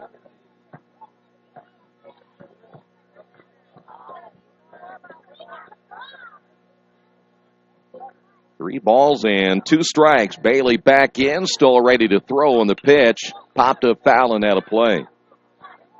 So we'll stay at 3-2. I was looking up and down the Quakers roster from a standpoint of games played and such. You know, Devin Spurgeon, we talked to him earlier this week. He's only played in 6 games. He did not dress out yesterday. That's a line drive, base hit into left field. Bailey will take the turn as Hamather quickly up with it and gets it back in. So Bailey with a leadoff single here in the 4th inning. And that'll bring up Matt Barger. Number 20, Matt Barger. Barger, an infield base hit in the 2nd inning, but back to Spurgeon.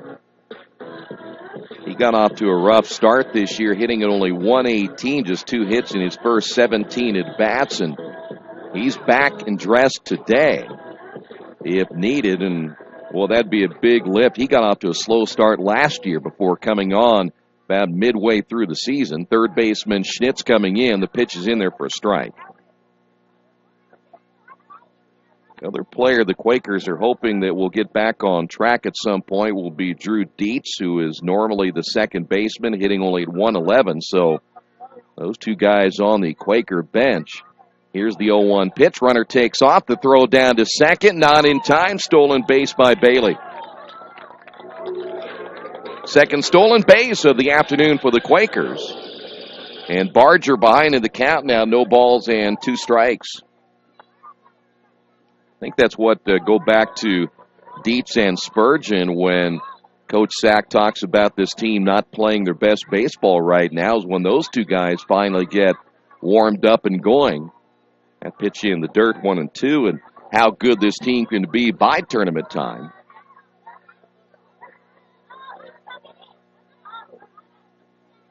So now the Quakers with another runner in scoring position. That is Bailey down at second. Let's see if Matt Barger can continue to hit well. They'll set up on the outside corner again, but Stahl will look the runner back. Bailey didn't have that big of a lead down at second base.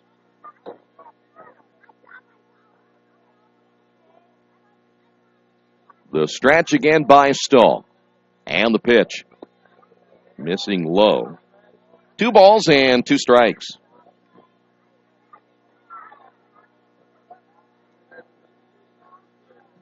One thing, you look at this lineup, and again with Spurgeon and Dietz still trying to work through their hitting problems. They're building a lot of depth for later in the season. That one hit well down the left field line. Hamather toward the line will make the catch on the run. Bailey back to second. Hit well by Barger, but Hamather got a good jump. And there's Now one away here in the fourth. Hitter, number 22, Nate Lynch. Here's Nate Lynch.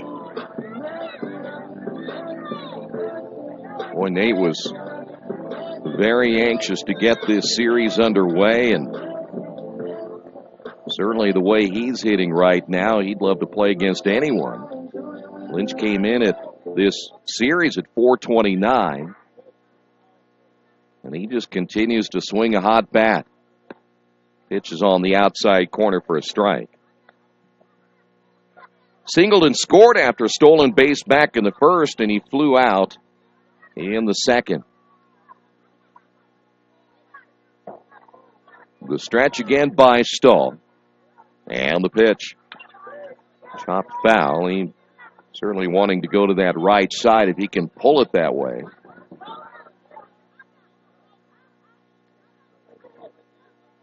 Worst comes to worst, he can get the runner down to third.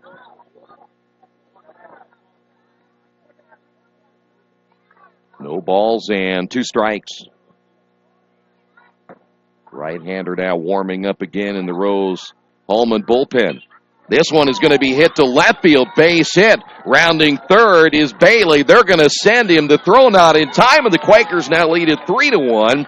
And Nate Lynch is second base hit and another RBI. Big hit by Nate Lynch as he goes the opposite way. Now batter, the second baseman, number 17, Brennan Laird. Here's Brennan Laird. Laird a triple his last time up.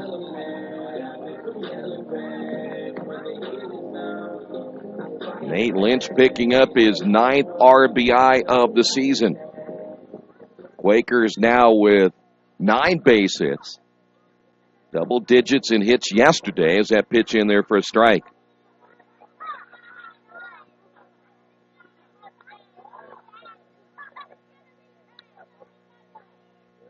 Laird steps back in as Stahl a little bit of trouble here in the 4th inning.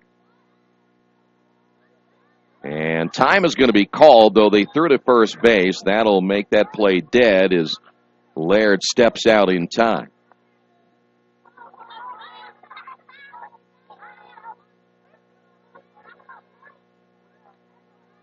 No balls and a strike now to Laird.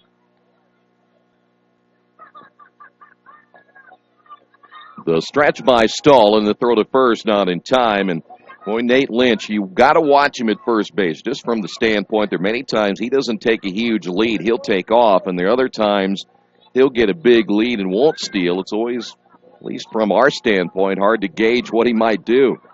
Here's the pitch. This one hit to right field, base hit. Burnside quickly up with it, and the Quakers continue the inning. Second base hit now for Laird. And Earlham now with runners at first and second, and here's Thomas Ray. And now Close and Kissel in to talk a little bit with Stull. This is an opportunity for the bullpen to get going a little bit for Rose-Hulman. Here's Thomas Ray.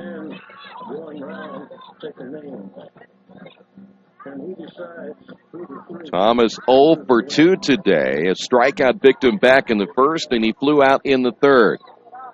Stull again works into the stretch and the pitch. It's up high for a ball. Quakers had a chance to add to the run total back in the third inning and left runners at second and third, and they're hoping not to do the same thing here in the fourth. Here's the 1-0 pitch. That comes inside, almost hitting Thomas as he jumps ahead in the count at 2-0.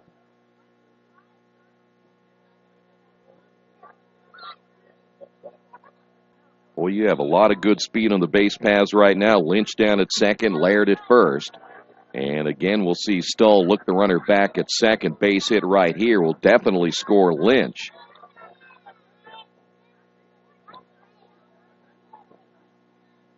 Stull again into the stretch, quickly checks the runner. The pitch on the outside corner for a strike. And it's now 2-1.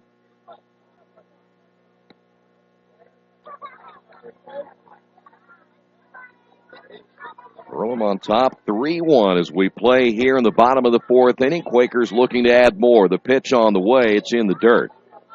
And now 3 balls and a strike, and if you're Earlham right now, you don't mind seeing Thomas Ray get on, because then you see Brandon Smalling come up. He's 2 for 2 with a couple of runs driven in today.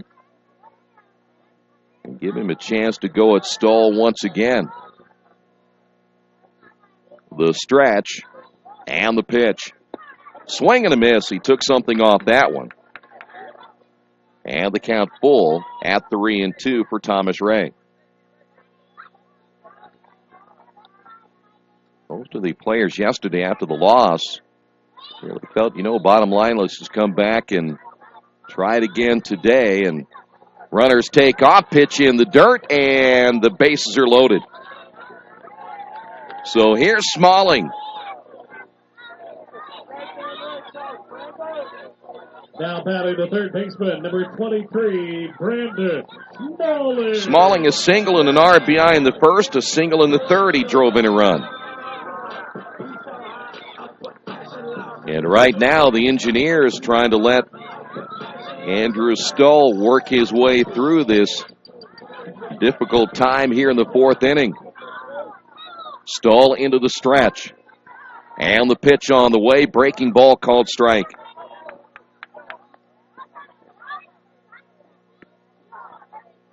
Lynch at third, Laird at second, Rays at first. Again, those are your top 3 in the stolen base department, and your top 3 speed-wise. Stull with a step toward third. Quakers are not going to make a base-running mistake right here. We have seen that already happen. In fact, a couple of times yesterday where players either were thrown out or picked off. But now with the bases loaded and 1 out here in the fourth inning, they'll be even more careful as now Close will go talk to Stull. Now, many times you would think this is more of a stall tactic. You're trying to get your bullpen ready. There's a right-hander throwing in the bullpen, but I think that was just getting their signals together on what pitch they wanted to throw. So Smalling back in, bases loaded, 1 away. And again, Stull set to throw. Here's the stretch and the pitch, and he went outside but missed. Count even at 1-1.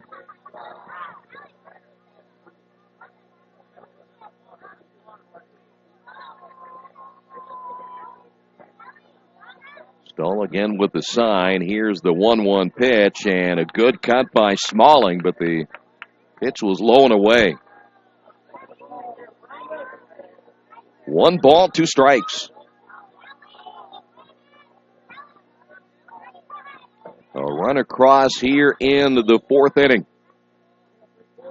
Earlham looking for more as again Stull time called.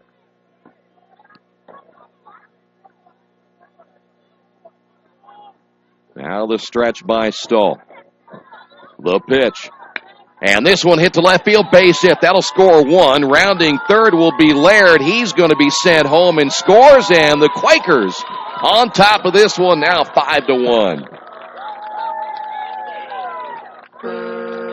Well, Smalling was true in his belief to turn this thing around today. Again, only sporting the mustache, getting rid of the beard, and it's worked. 4 runs driven in. And the Quakers 3 runs in the inning. Here's Joe Piper. Piper 2 for 2. Piper doubled his last time up in the third, still just 1 out. The stretch by Stahl and the pitch. This one hit well to left field. That's going to be a base hit. Rounding third is the left fielder. Hamather bobbles the baseball. Heading to third will be Smalling, and the Quakers now lead at 6-1.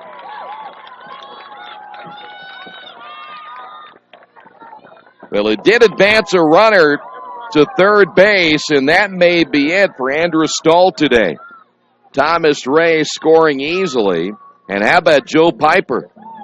3 for 3 on the afternoon, and the Quakers have plated 4 runs here in the inning, and we will see a pitching change now for Rose-Hulman. They will go to their bullpen. Quakers on top of this one, 6-1. Our new cabinets on your wish list? Visit the new Georgia Direct showroom and see the great variety of cabinets on display in a modern setting. Georgia Direct carries quality craft-made one cabinets, and the new showroom has plenty of styles and colors on display. In Richmond, craft-made one is only available at Georgia Direct, where the designers are always on hand to help create a custom kitchen for your home. Visit Georgia Direct's new showroom on 40 East, next to Red Lobster. You'll love what you see, and you'll love the savings at Georgia Direct. Mancino's Pizza and Grinders, the very best in pizza and grinders. We use only the highest quality meats, cheeses, and vegetables. It's impossible not to taste the difference. Every morning we bake our bread to ensure our customers the freshest sandwiches. Mancino's offers more than grinders. They also have fantastic specialty pizzas and salads. Stop by for lunch, dinner, or after the game. Mancino's, 217 National Road West in Richmond. The taste of quality you expect. Are you looking for a quality used car you can trust to take you where you want to go? Stop at Tony's Car Sales at 250 National Road West. Tony's has a top-of-the-line selection of low-mileage, one-owner cars, trucks, vans, and SUVs, all handpicked by Mike and Adrian Parker. Tony's is family-owned with 3 generations and 60 years of experience. Check out their selection at Tony'sCarSales.com or at 250 National Road West. Tony's Car Sales, where honesty, quality, and price sell cars. Well, the Quakers a big inning, 4 runs across, and the new pitcher now for Rose-Hulman will be Gunnar Hutchison. This is his 4th appearance, 5 innings, 5 hits, 4 runs, all earned, a strikeout and 2 walks. 1-1 on the year with an ERA of 7.20. Cody Krumloff will step to the plate. He's 0 for 2. The Quakers about ready to bat around. They get 1 more in here. It'll be Eric Elkis, and they'll have gone around in the order here in the 4th inning. Ground ball to the right side, could be 2. Kissel to a Lion on to first. Double play and 1 pitch. And Rose-Hulman gets out of it. But the damage done with 4 runs in the inning. The Quakers on top of this one, 6-1. This is Earlham Baseball and Radio Troy Digital Sports. There are banks that are big, and then there's West End Bank, a bank with big ideas to help people, business, and industry. If you're just starting out on your own and want a new car, West End can help. Maybe it's your first home and you need advice on financing. West End Bank has ideas to help you. West End Bank, helping build better lives and a better community. West End Bank is a community bank with big ideas and home to a distinctive style of banking. Equal housing lender, member FDIC. Reynolds Plumbing, the area's leader in residential and commercial plumbing. Fast, friendly, 24-hour emergency service. You name it, they can fix it. Whether it's installation, remodeling, sump pumps, well pumps, water heaters, or sewer camera service, they now have service on heating and air conditioning. Give them a call at 966-0994 for free estimates. Reynolds Plumbing, 198 South 2nd Street in Richmond. Earlham alumni, do you think your Earlham experience ended when you graduated? No way. Your alumni council works to keep alumni connected to the college and to represent the alumni through outreach activities on campus. Interested in joining? Contact the alumni office. 6-1 Quakers, 12 hits on the day. And again, a 4-run fourth inning. We head to the fifth. Matt Mathias back in again for the Quakers. It'll be Close, Alliant, and Klima all due up. Leading off the top of the Close 0 for 1 today. Grounded out back in the second. This, though, his first look at Matt Mathias, who came in for Bryce Rainey, who went out in the third because of an ankle injury, and that pitch in there for a strike.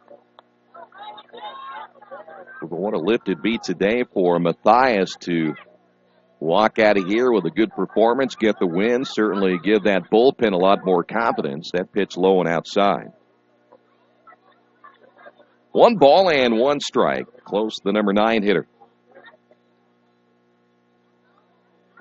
Here's the 1-1 pitch. Slow chopper towards Smalling, charging, throwing behind the mound. Boy, he's good at that. He's probably better at charging and throwing than he is when a ball's hit directly at him. But either way, Smalling solid down to third, and here is Cody Alliant. Now batting shortstop number 5, Cody Alliant. Alliant 1 for 2. Well, they have finally brought the refreshments. Swing and a miss. But they don't seem to be sharing the refreshments. The guys in the front doing all the work, and they're eating in the back. Here's the 0-1. Pitch inside. 1 ball and 1 strike. You know, Chad's down there working. I'm working. We do all the talking. And not one time did they offer us anything. Popped up to the right side, and that'll go out of play.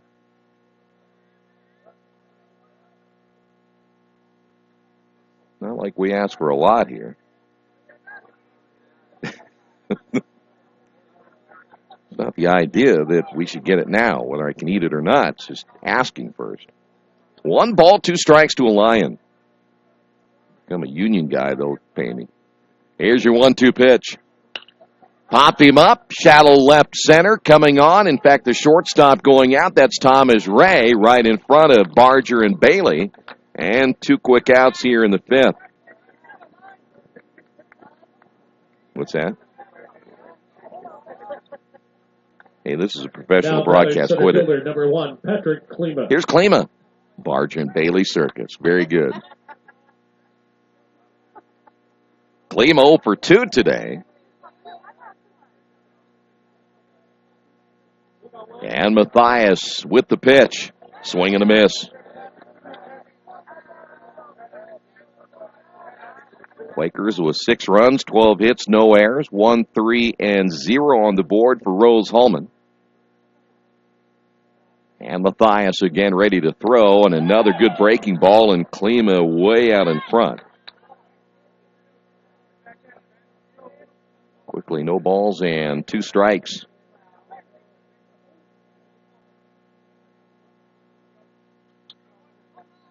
Mathias shaking off the signs again. He wanted to come back with another breaking ball, and he misses low at 1 and 2.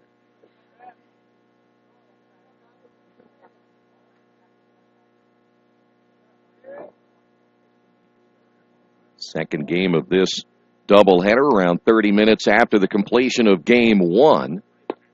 Well, that didn't miss by much. Mathias thought he came inside and got the strikeout right there, 2 and 2, and I'm not so sure if he were a right-handed hitter that would have been a strike. We've seen that call earlier today. So 2 and 2. And the break-even pitch on the way came back inside and missed, and we'll go full count.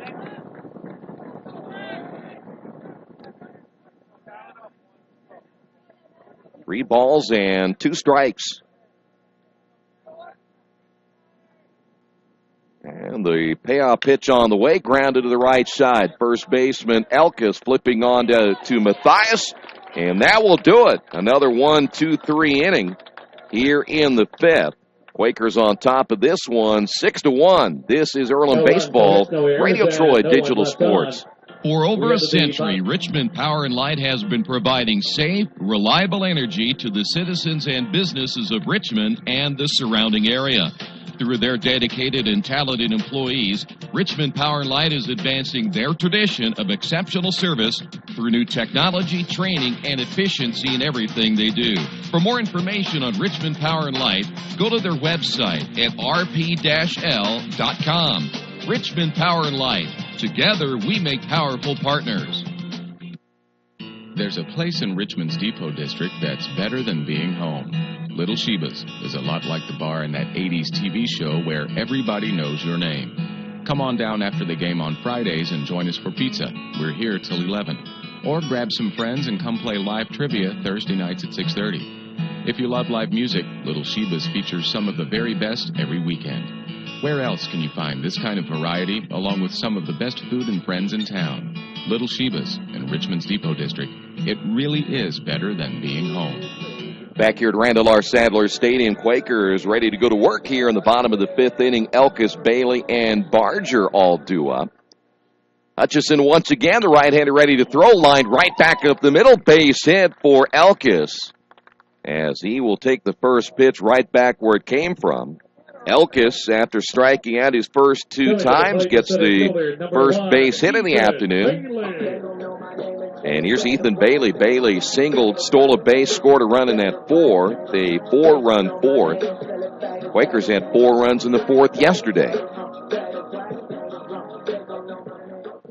Hutchison works into the stretch, throws to first, though Elkis, you look at his running numbers, probably not going to be much of a stolen base threat. He's 1 for 1 on the season. The pitch on the way, and a bunt to the right side. A good bunt it is, and can they cover in time? No, they throw it away. Elkis heading to third. Bailey will stay at first, and I think that'll be a base hit. And they'll call an error on the throw as well, so a base hit and an error, and now the Quakers have runners at first and third. That was a tweener that time for Bailey, and someone had to make a decision. Was it going to be Waters? Was it going to be Hutchison? Kissel trying to get over because he knew that it was a kind of an indecision thing between Hutchison and Waters, and now Barger as the throw goes to first. Barger 1 for 2. Quakers making the Engineers play the baseball that time as that pitch in there for a strike, and I say that from the standpoint is just keep the pressure on the Rose-Hulman defense. That is your first error of the ball game. I think he would have beaten the throw anyway, but now that the runner again advanced to third base, they had to call the error. There's a timeout.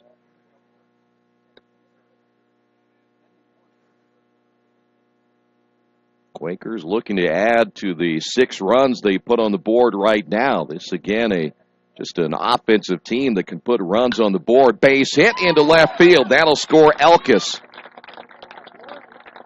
And Barger drives in a run. And the Quakers now lead this one 7-1. Here's Lynch. Now batting the designated hitter, number 22, Nate Lynch. Well, Lynch is 2 for 3. Scored a couple of runs, has an RBI and a stolen base. The stretch by Hutchison, and the pitch is high and outside for a ball.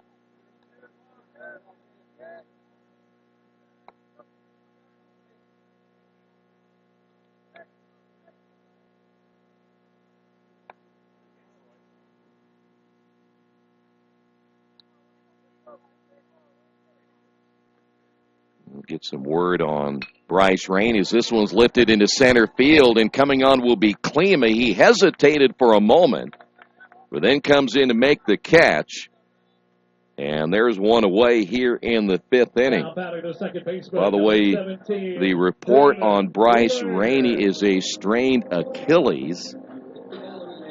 So he's definitely out for the remainder of this one, and of course he wouldn't be able to come back for game 2. They'll play it safe with him. Here's Brennan Laird. One away now in the bottom of the 5th inning. There's a hit to right field. That's a base hit. Bailey will score. This one all the way to the fence, and guess what? He's going to go for 3. Laird, his second triple of the ball game, and the Quakers add 2 more runs. And boy, what a day for Brennan Laird. 2 triples, a base hit. He drives in 2 more runs, and the Quakers now lead this one 9-1. The shortstop, number 3, Thomas. Boy, he got that one in the gap again. Here's Thomas Ray. 15 hits on the board now for the Quakers. The pitch. This one hit to right field as well. Burnside going back on it will make the catch. Tagging at third is Laird, and it's now 10-1. Thomas Ray picks up an RBI. So another 4-run inning for the Quakers. Now batting the third baseman, number 23, Brandon Smalling. And now lead this one 10-1. And here's Smalling. Smalling with 4 runs driven in today. 8 runs in the last 2 innings. That one hit foul.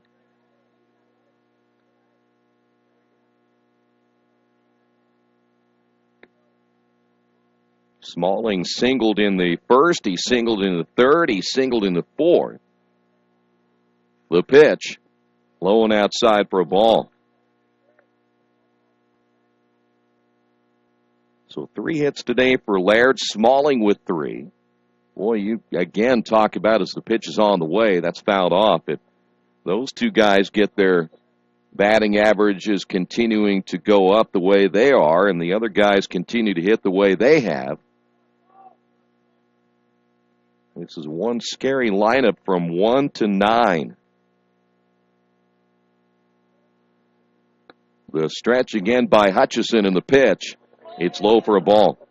2 balls and 2 strikes.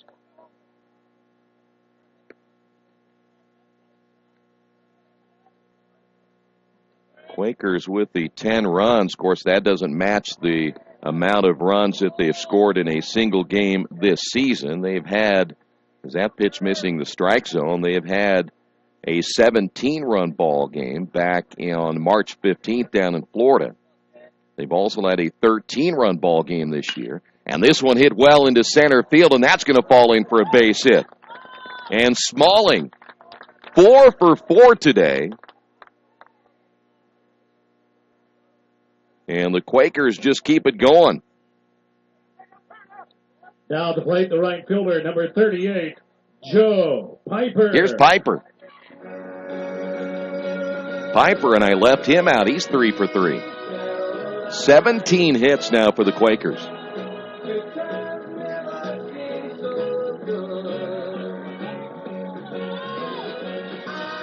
Though Piper does have a rather odd walk-up song. Here's the pitch in there for a strike. I have to ask Joe about that sometime. Maybe he's a Neil Diamond guy. Here's the stretch and the pitch. Swing and a miss. 0-2. Well, that does make sense if he's from, I think it's Piper from New Jersey. New Jersey.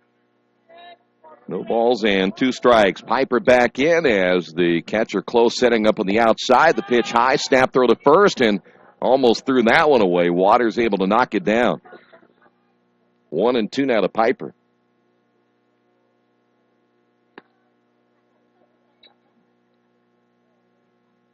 Piper picked up a double back in the third. Boy, the middle of this order, at least from the top down to about 5, has been unstoppable today. That one chopped right back to Hutchison. He'll throw to first. And that will do it for the Quakers in another productive inning. 4 more runs. We head to the 6th.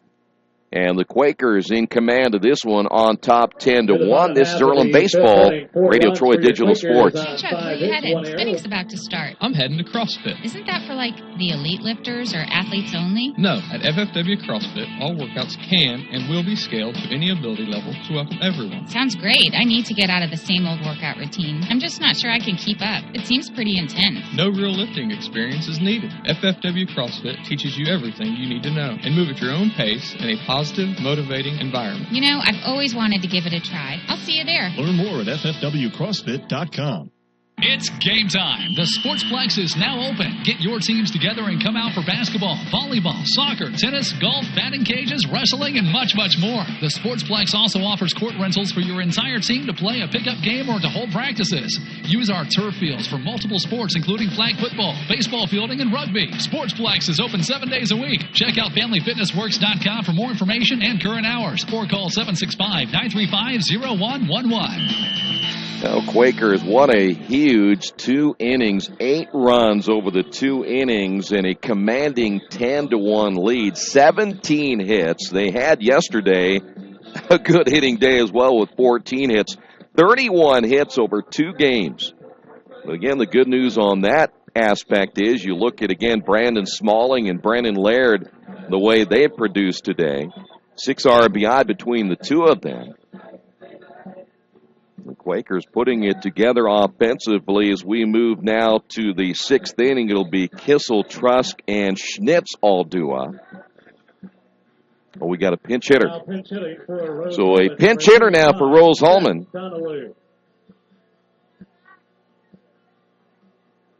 As the right-handed hitter stepping to the plate will be Zach Donnelly. So Donnelly in for Kissel, and the first pitch on the way is up high for a ball.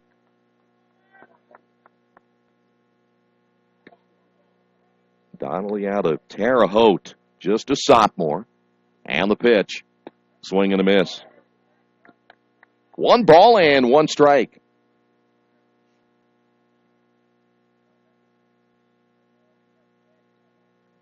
Matthias with the sign and the pitch, and he caught that outside corner, and that's been pretty consistently called today, at least to the right-handed hitters.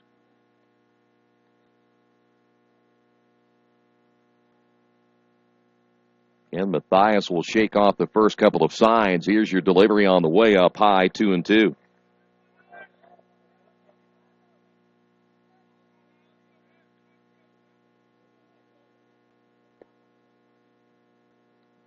Now the break-even pitch. Hit foul. We'll stay at 2 balls and 2 strikes. Donnelly came into the series. This is only his 3rd at-bat on the season, just his 3rd game as well. Again, the break-even pitch on the way. Popped him up to the right side. Fair territory, but drifting into foul will be the first baseman, Elkis. He'll squeeze that one for 1 away. Well, you have to be impressed right now. And again, Matthias didn't have a ton of innings coming into this one, but he stepped in the 4th inning. And he's just given up just the 1 base hit. That was the Schnitz base hit. And that has been it. Here's Trusk. Trusk scored the only run for Rose-Hulman back in the 4th inning, and the pitch by Matthias in there for a strike. So Matthias, the right-hander, with the, of course, opportunity to come in here and shut things down as that pitch in there for strike 2. And he had to come in again in an emergency situation again with Bryce Rainey, the strained Achilles. And he has pitched well. The 0-2 pitch. Low and outside, 1-2.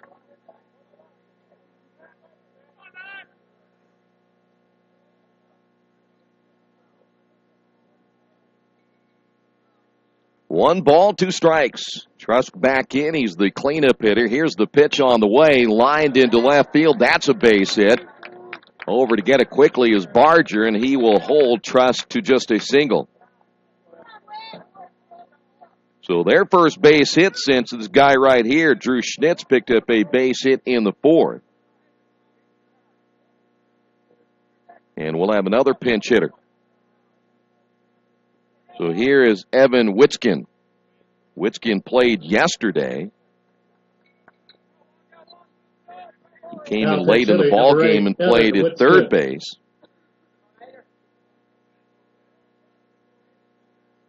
Well, Rose-Hulman right now, they're setting things up for game 2 as they feel perhaps this one a little bit out of reach right now as that pitch in there for a strike and giving a couple of their players a chance to rest and get ready for the second game of our doubleheader.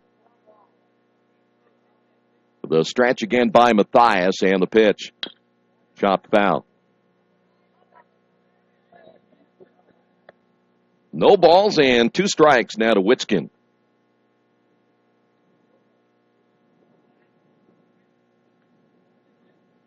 Witskin out of Granger, Indiana, a senior. This is a senior-laden Rose-Hulman team.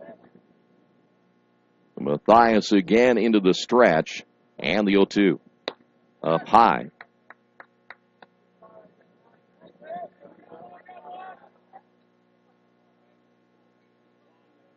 One ball and 2 strikes.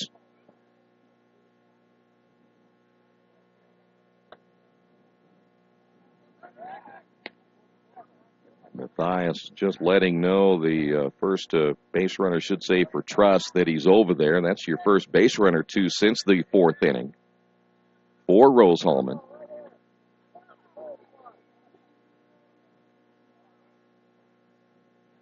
And the pitch. Inside for a ball. 2-2.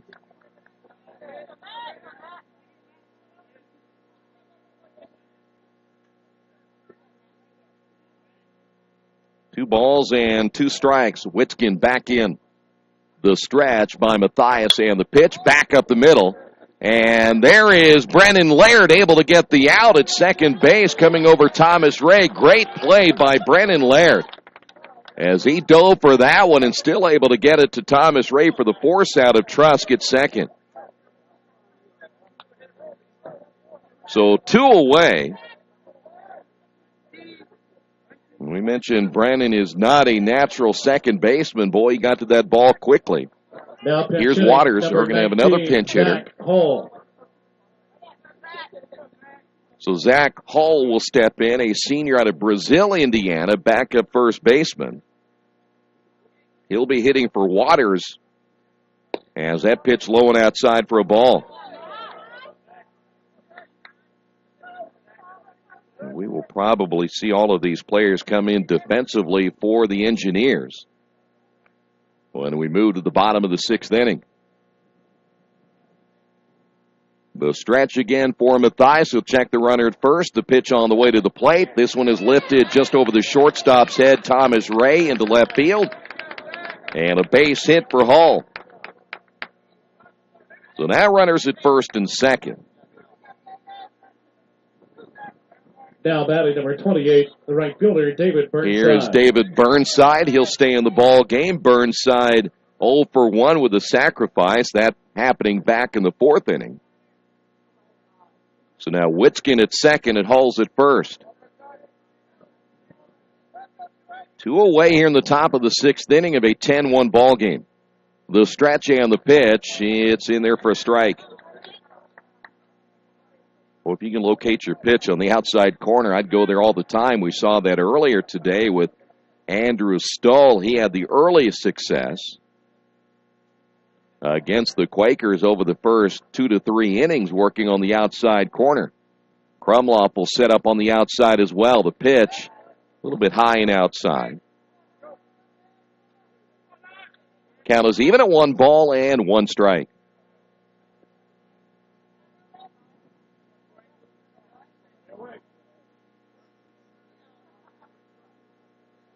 Engineers trying to manufacture something here in the 6th inning. Krumloff again looking to the outside as Matthias will look at the runner at second. Pitch came high and inside. 2 balls and a strike now to Burnside.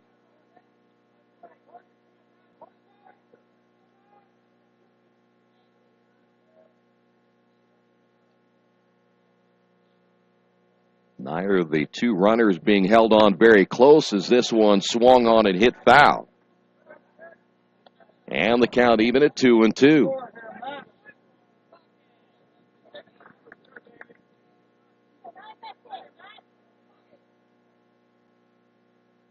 run scored by Rose-Hulman back in that fourth inning. But again, that was when the starting pitcher, Bryce Rainey, went down after hitting Trusk. He came in to score in that inning. The 2-2 pitch on the way and low and away. So a 3-2 count now for Burnside.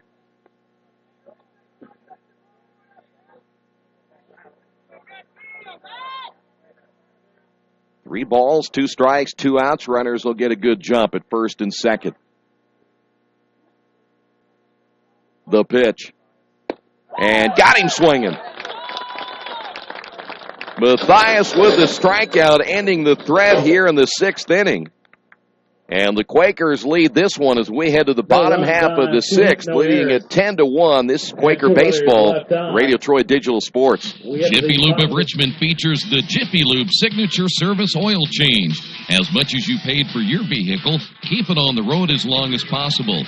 The Jiffy Lube Signature Service Oil Change is more than an oil change. It's preventative maintenance to keep your car running smoothly. Jiffy Lube, 2993 East Main in Richmond. Open Monday through Friday, 8 to 6, and Saturday, 8 to 5.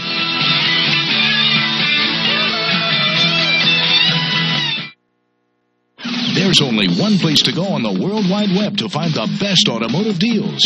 Wetzelauto.com. One of the area's largest inventories all in one spot. Wetzelauto.com. Here for you 24 hours a day, 7 days a week. Wetzelauto.com. New and used vehicles, service, parts, body shop, and rental. Plus, value your trade. It's easy to navigate. It's convenient. Wetzelauto.com. It's clickin' awesome. For over a century, Richmond Power and Light has been providing safe, reliable energy to the citizens and businesses of Richmond and the surrounding area. Through their dedicated and talented employees, Richmond Power and Light is advancing their tradition of exceptional service through new technology, training, and efficiency in everything they do. For more information on Richmond Power and Light, go to their website at rp-l.com. Richmond Power and Light. Together, we make powerful partners. Well, a few changes on the board here for Rose-Hulman. Donnelly goes in at second, Hulls at first, Witskin down at third.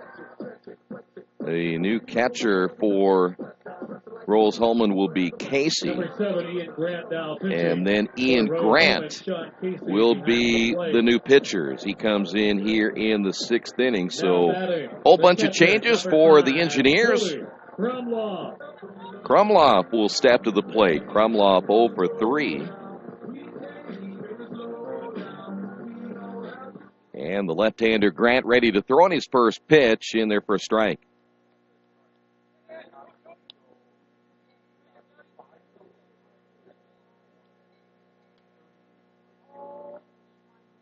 Here's the wind and the pitch. Up high, 1 ball, 1 strike.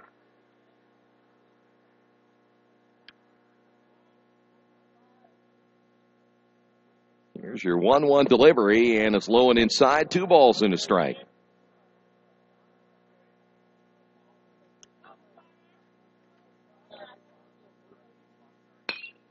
Popped up to the right side, and that'll go out of play, so we'll go 2-2. Grant, by the way, this is just his 4th game. 2 innings, 4 hits, 3 runs, all earned, 2 strikeouts and a walk. No record and an ERA of 13.50 and a late swing by Krumloff, and he'll strike out to lead things off here in the bottom of the 6th inning. Now batting the first baseman, here's number Elkis. 19, Eric Elkis. Elkis 1 for 3, a run scored in that 5th inning.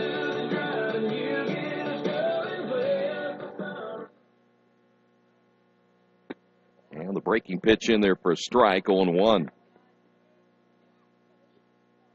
Well, as of course, you look at yesterday, and the Quakers had a couple of opportunities. This one hit sky high to the left side. Witskin, shading his eyes in fair territory at third, will make the catch. There's 2 away. As we will now see Ethan Bailey step to the plate. But yesterday, the Quakers had a couple of opportunities to add runs and didn't do so, but that's not the case today. manufacturing runs in the first, third, fourth, and fifth innings, as that one's off the end of the bat foul for Bailey.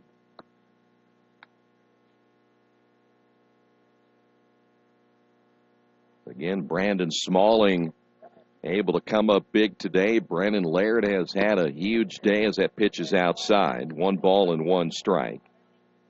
Joe Piper's had a nice day today as well, so you're looking at, again, a complete team win if it ends up being that way. 1 and 2 now to Bailey.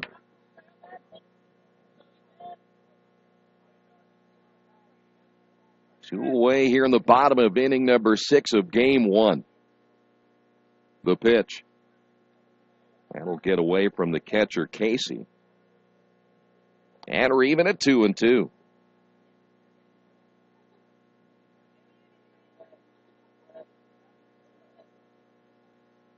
Break-even pitch lifted high down the left field line, and that'll go fouling out of play. Though hit well by Bailey, he'll come on back and do it again.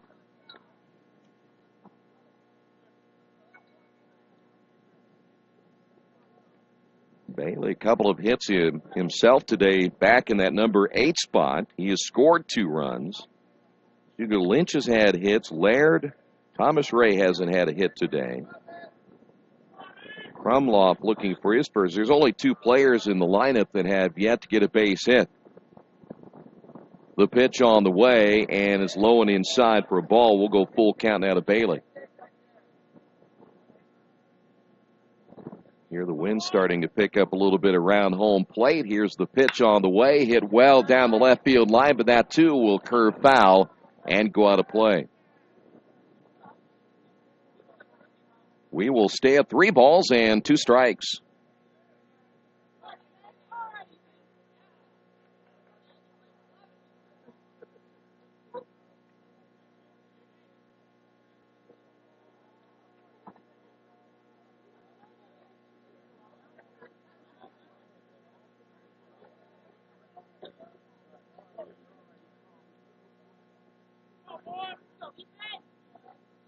Bailey back in. Grant ready to throw. Here's the pitch. Hit foul.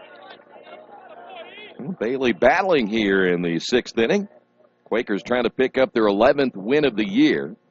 And again would go to 2-1 in conference play. We'll try to get some of the other scores for you before game 2. There's a nice breaking pitch. Bailey caught looking for the 2nd time today. And a 1-2-3 inning for Grant. We will head to the 7th. Quakers on top of this one, 10-1. And no one left on.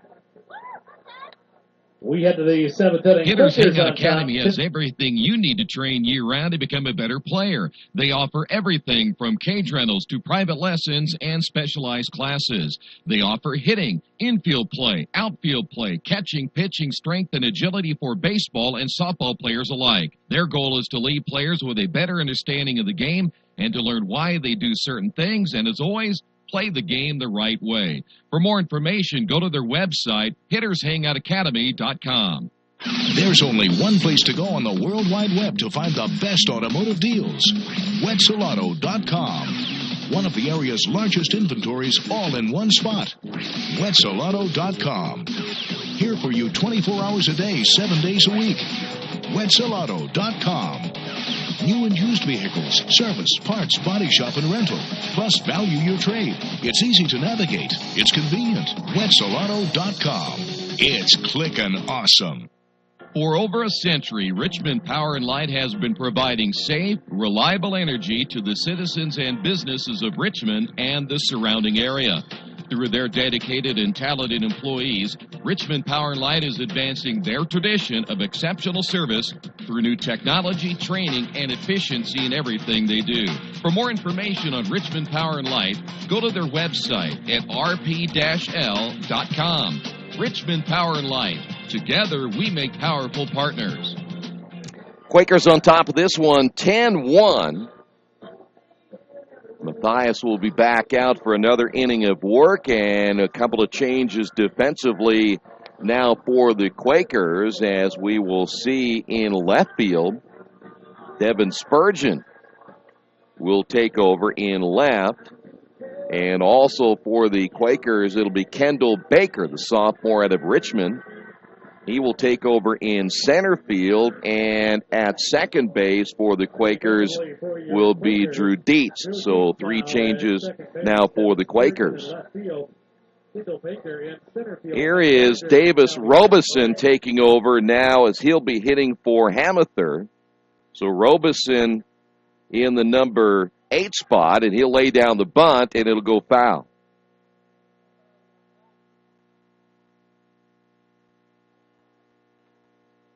No balls and a strike. Robeson out of Columbus, Ohio.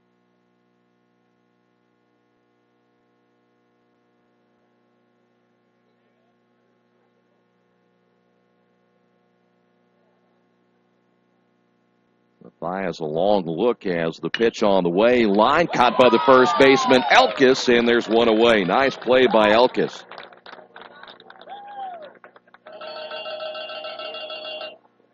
Now batting the catcher, number 21, Sean Casey. Here's Casey. Casey again hitting in the number 9 spot, his first plate appearance of the day. And the pitch. Swing and a miss.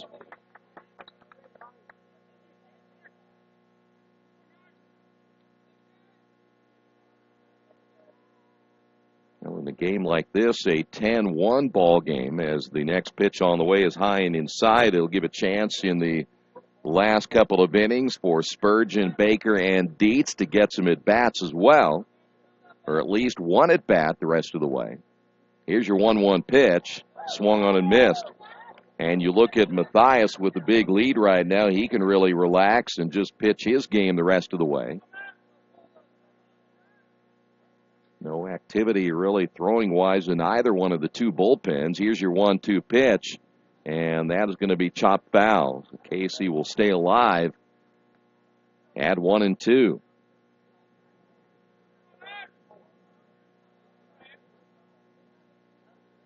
Casey, a freshman, originally listed as a center fielder out of McCordsville, Indiana. And here's the 1-2 pitch. Lined, and again, there's Elkis. 2 in a row. Elkis, fleet of foot and looking like a Gold Glover down at first base. 2 line drives in a row. And another pinch hitter is Connor Shipley. Freshman shortstop out of Terre Haute. Now takes over at the top of the order. 2 away here in the top of inning number 7. Matthias now gets the sign. Here's the pitch, and it's inside for a ball.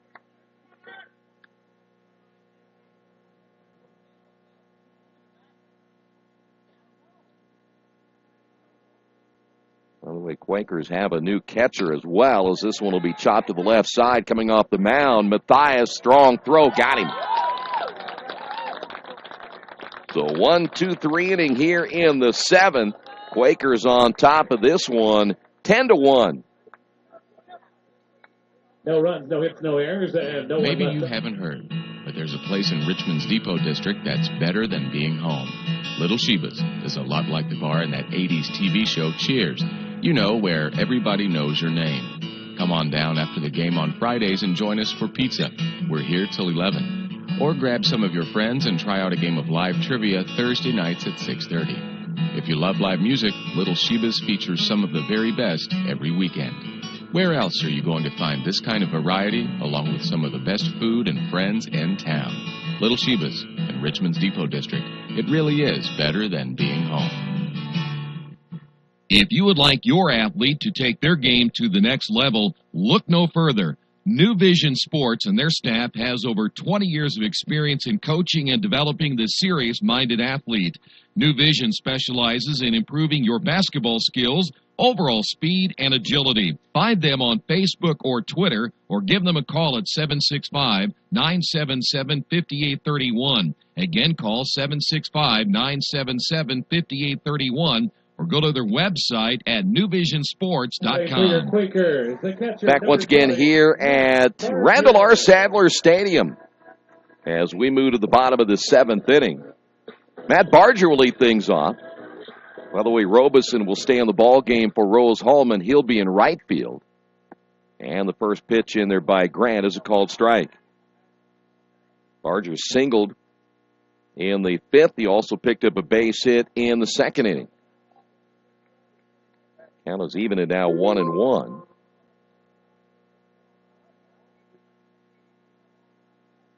Grant, the left-hander, with the next pitch inside. 2 balls and a strike.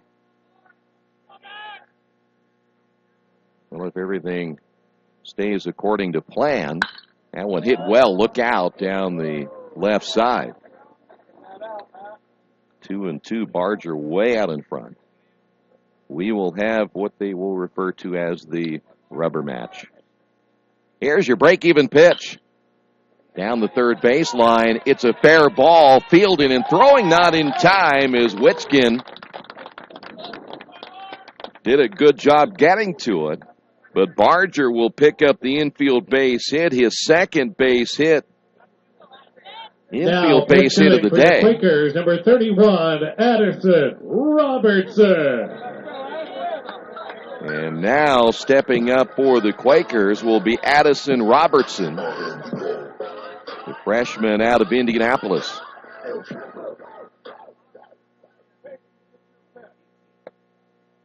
And the first pitch, missing the strike zone. 1 ball, no strikes.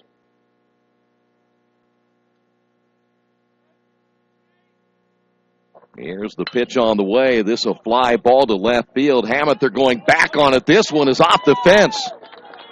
Heading to third will be Barger. He had to wait a little bit to see if that ball was going to be caught, and Robertson a double.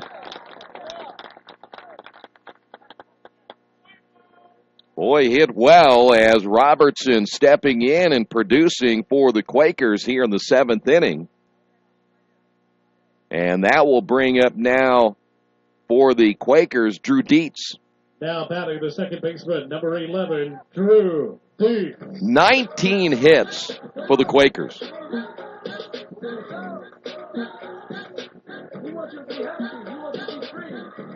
You mentioned Dietz earlier. He had struggled at the plate. As that pitch in there for a strike, Quakers made the change and went with Brennan Laird at second base. Here's the 0-1. Way outside. 1 ball and 1 strike. Dietz coming in at 111 on the year. And the 1-1 pitch hit foul. Good cut that time by Dietz.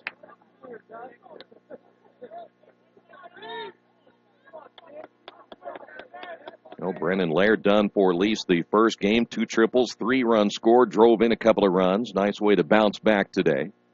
Here's your 1-2 pitch. Low and inside, 2-2.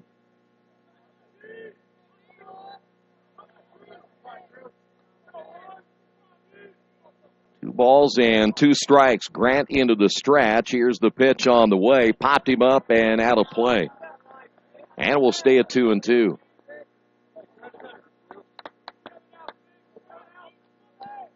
Boy, Darrell didn't have to go very far for that one, did you, Darrell?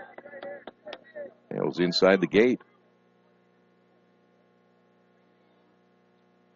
Here's your break-even pitch once again. Popped up to the right side. Coming over will be Robeson. He'll make the catch. Runner at third will tag, but he'll stay there.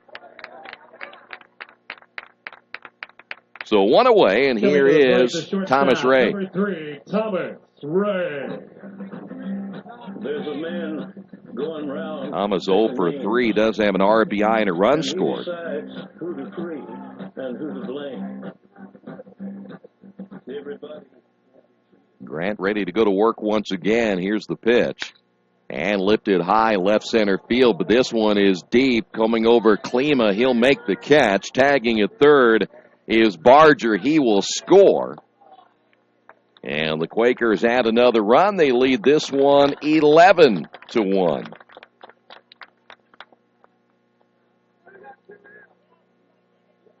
Thomas will pick up a RBI on that one.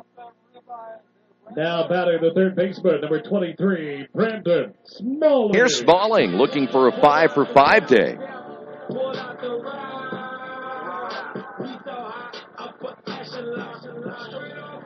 Smalling has driven in 4 runs. All of his hits have been singles, and he'll take the pitch high for a ball.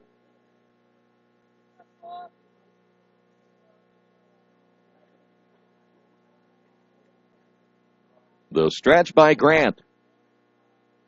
And the pitch.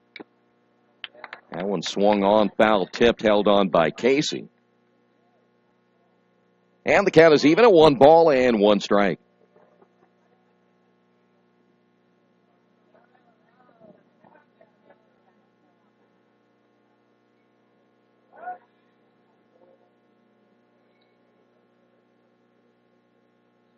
Two away here in the bottom half of the 7th inning. Quakers have scored in all but 2 innings, and there's a base hit to left field, and they'll hold the runner, Robertson, at third. And so how about Smalling? 5 for 5 today, all singles, and all coming after he shaved down to just nothing but a mustache.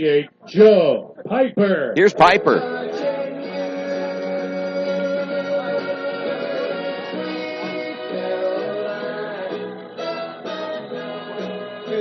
Piper now 3 for 4. Doubled back in the 3rd inning. He has an RBI.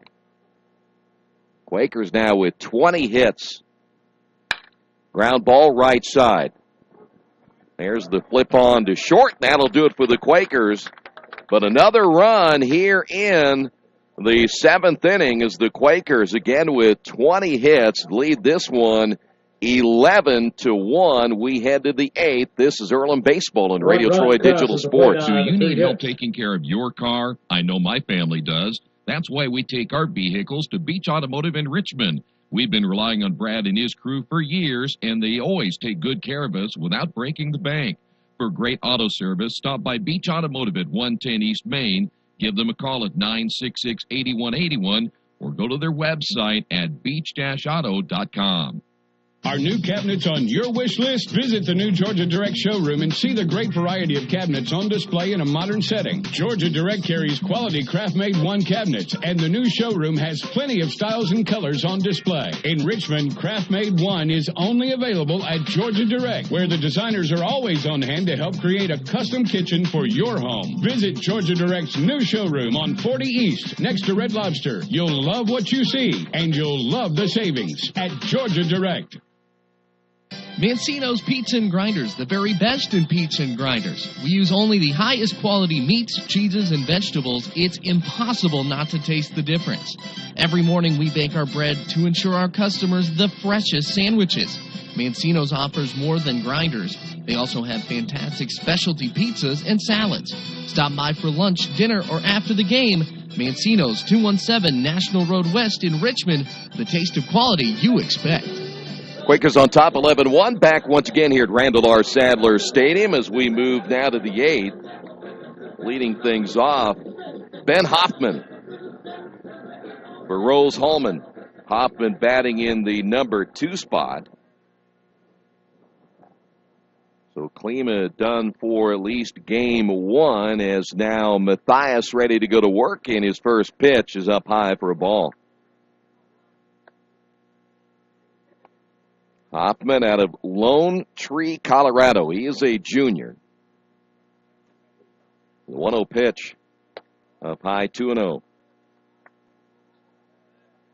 Lone Tree, Colorado, the home of the Lone Tree potato chips, barbecue, and much more. Here's the 2-0. Called strike. Lone Tree tater chips, manufactured since 1860. Hit high and foul. 2 balls and 2 strikes. We used to get Lone Tree tater chips when I was a kid.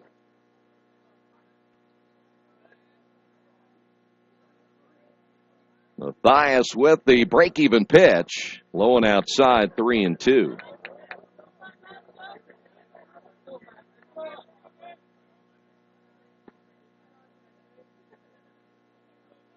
Donnelly on deck. All kinds of changes for Rose-Hulman in this one. Down by 10. Here's the pitch. And hit foul. We'll stay at 3-2. Good cut that time by Hoffman. So we mentioned game 2 will be around 30 minutes following the conclusion of game 1. The payoff pitch on the way, hit well down the left field line, but foul.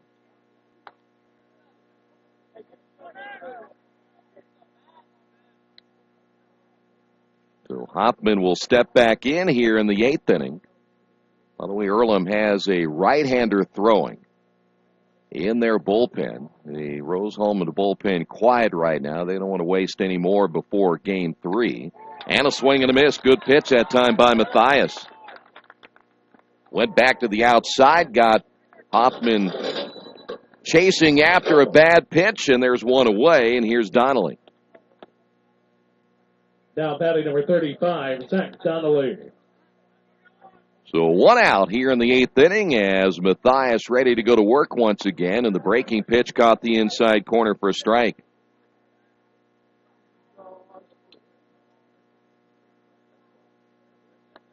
What do you think about going back to that 4th inning when Bryce Rainey went down, how the team would react to it, and they just simply exploded?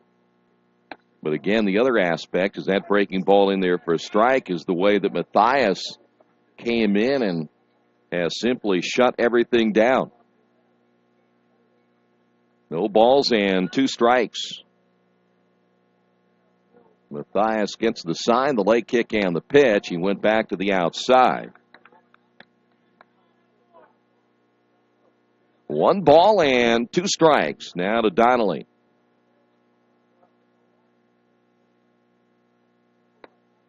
That one missing low and away. And the count even at 2-2. And we mentioned Baker in center and Spurgeon is in left. They'll both play things straight away. Piper in right field still for the Quakers. And that pitch is up high, and we'll go 3-2.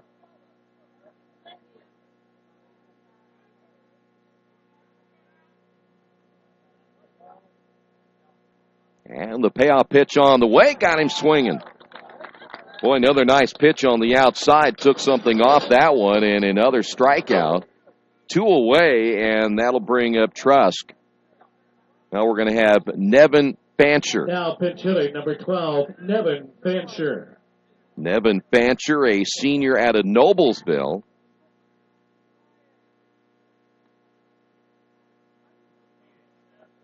Fancher will be hitting in the number 4 spot now for the Engineers as Matthias set to go to work, and the first pitch on the way, high and inside for a ball.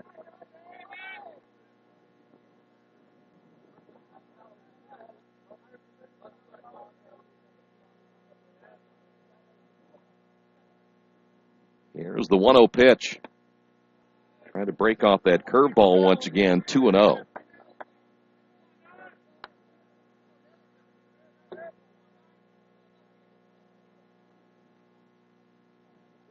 Three strikeouts on the day for Matthias. Ground ball scooped up by the third baseman, Smalling, and another strong throw and another 1-2-3 inning for Matthias and the Quakers. We head to the bottom half of the 8th inning. Quakers on top of this one, 11-1. Our new cabinets on your wish list? Visit the new Georgia Direct showroom and see the great variety of cabinets on display in a modern setting. Georgia Direct carries quality craft-made one cabinets, and the new showroom has plenty of styles and colors on display. In Richmond, craft-made one is only available at Georgia Direct, where the designers are always on hand to help create a custom kitchen for your home. Visit Georgia Direct's new showroom on 40 East, next to Red Lobster. You'll love what you see, and you'll love the savings at Georgia Direct. Are you looking for a quality used car you can trust to take you where you want to go? Stop at Tony's Car Sales at 250 National Road West. Tony's has a top-of-the-line selection of low-mileage, one-owner cars, trucks, vans, and SUVs, all hand-picked by Mike and Adrian Parker.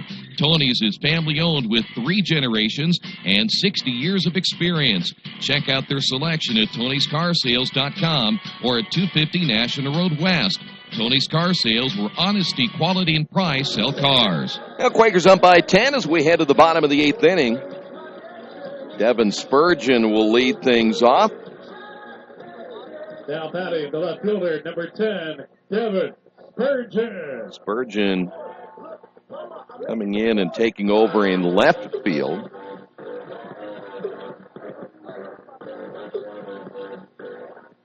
And the pitch by Grant. Swing and a miss. I mentioned Spurgeon struggling at the plate coming into this series. You know, he's down at 0-2, and sometimes when you're struggling, you have a tendency to try to go after pitches that you normally wouldn't do. He's hitting at 118 on the year. And they have all the confidence in the world that he's going to bounce back, much like he did last year. 1-2.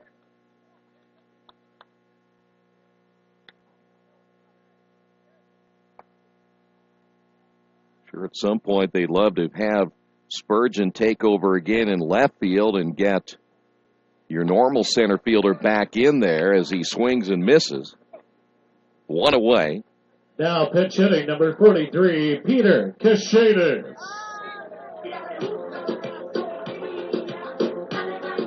Peter Cachetis will now hit.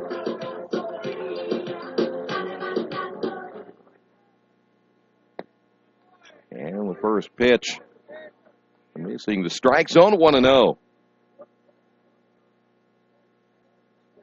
Cachetis only his 4th game as that one is hit foul. 1 ball, 1 strike. Cachetis 1 for 2 on the year, does have an RBI. The 1-1 pitch, called strike.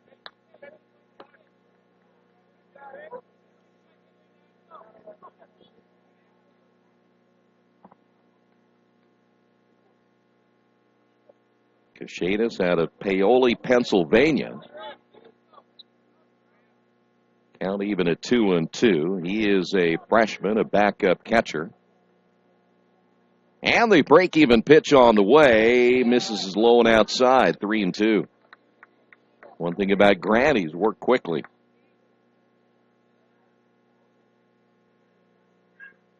And the payoff pitch. Hit foul.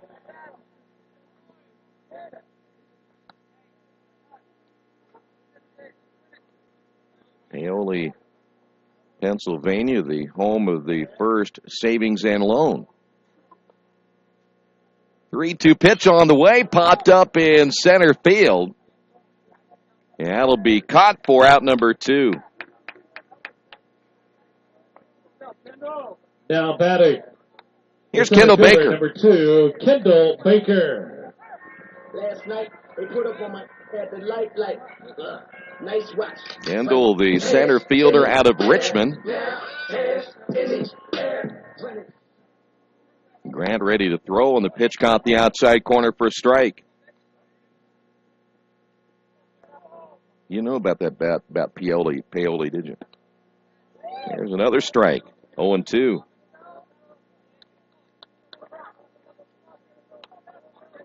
Well, had to start somewhere. Here's the 0-2 pitch. Hit foul. It's always so hard to come off the bench if you haven't had a whole lot of at-bats and then try to step up there and face some live pitching.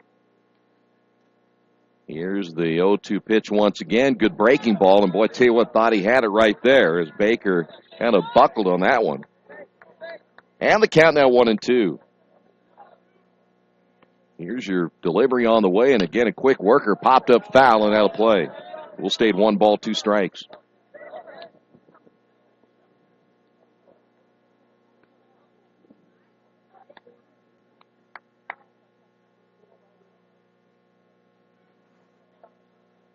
Two away here in the bottom of inning number 8. And Baker strikes out, and that'll do it for the Quakers here in the 8th. And they'll try to finish it out as we head to the 9th. Quakers on top of this one, 11-1. This is Earlham Baseball, Radio Troy Digital Sports. There are banks that are big, and then there's West End Bank. A bank with big ideas to help people, business, and industry. If you're just starting out on your own and want a new car, West End can help. Maybe it's your first home and you need advice on financing. West End Bank has ideas to help you. West End Bank, helping build better lives and a better community. West End Bank is a community bank with big ideas and home to a distinctive style of banking. Equal housing lender, member FDIC. Reynolds Plumbing, the area's leader in residential and commercial plumbing. Fast, friendly, 24-hour emergency service. You name it, they can fix it. Whether it's installation, remodeling, sump pumps, well pumps, water heaters, or sewer camera service, they now have service on heating and air conditioning. Give them a call at 966-0994 for free estimates. Reynolds Plumbing, 198 South 2nd Street in Richmond. There's a place in Richmond's Depot District that's better than being home. Little Sheba's is a lot like the bar in that 80s TV show where everybody knows your name. Come on down after the game on Fridays and join us for pizza. We're here till 11. Or grab some friends and come play live trivia Thursday nights at 6:30. If you love live music, Little Sheba's features some of the very best every weekend. Where else can you find this kind of variety along with some of the best food and friends in town? Little Sheba's in Richmond's Depot District. It really is better than being home. Well, we've got a lot of different changes here for the Quakers. Ono's down at third for the Quakers. Shimizu is behind the plate. Shimizu. Bless you. And who's the pitcher? Zach Kimura. All right. So Matthias is gone. Kimura. Shimizu, Ono, Kimura. Like I've just learned a new language. All right. Taka's in right field. So Ono, Kimura, Shimizu, and who's in right field? Taka. Taguchi. Sure he is. That one hit foul. By the way, at the plate now is Evan Witzkin. So Taguchi in right. Kimura's pitching. Shimizu's behind the plate. Shimizu's behind the plate. No's at third. That pitch is in there for a strike. I just got to remember sneezing. Shimizu.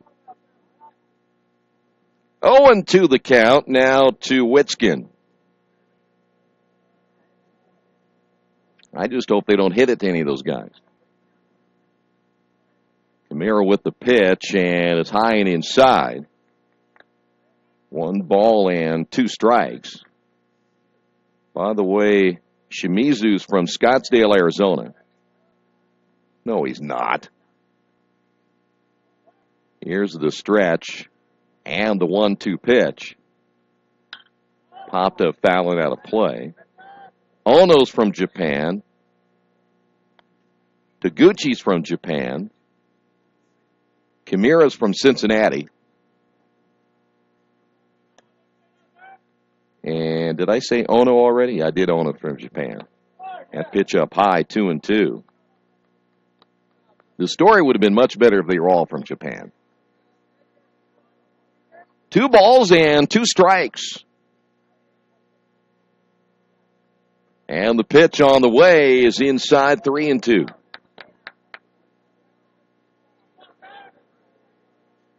I just hope they don't hit it to Shimizu. But that's hit foul as well. 3 balls and 2 strikes. Have we played everybody? Who are we missing? Oh, okay, well, everybody's healthy. Kimura gets the sign. Here's the stretch, and the payoff pitch hit foul again. Look at Darryl Hustle. Well, I tell you what, that guy's going to score 1,500 points by the time he's done here. Oh, now he's running. Here's your pal pitch once again. Missed it low for a ball and a walk now to Witskin.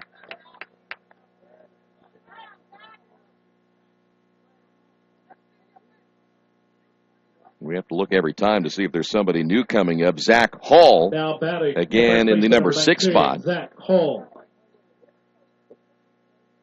Quakers 11 runs and 20 hits today. Camara with the pitch, misses outside. 1 ball and no strikes.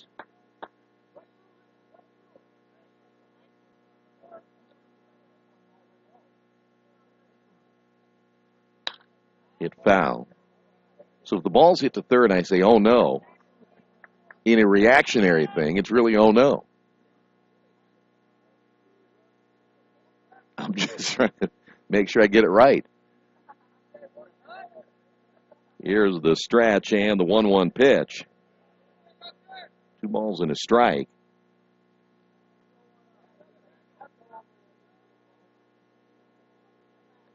That'd be like, who's at third? Who's at first? You know. No outs here in the 9th inning. The pitch. Ground ball toward the shortstop. Backhanding it will be Dietz, and he tries to get the runner at first. Not in time. And the Engineers now have 2 runners on base.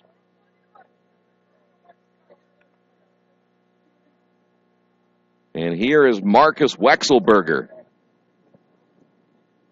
Wexelberger out of Powell, Ohio. Now pitch hitting number 22, Marcus Wexelberger. Wexelberger will step in, a sophomore backup first baseman here in the 9th inning.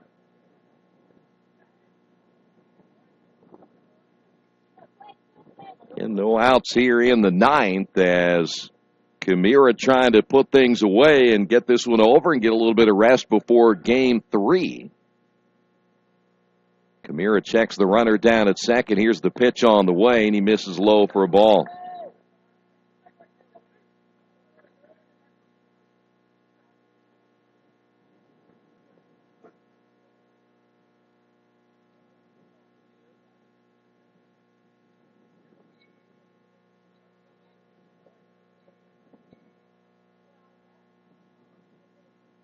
One ball and no strikes. Wexelberger back in from the right side. Camara gets the sign. Here's the stretch. And the 1-0 pitch.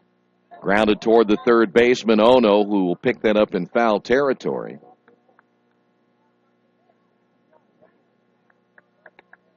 One ball and one strike.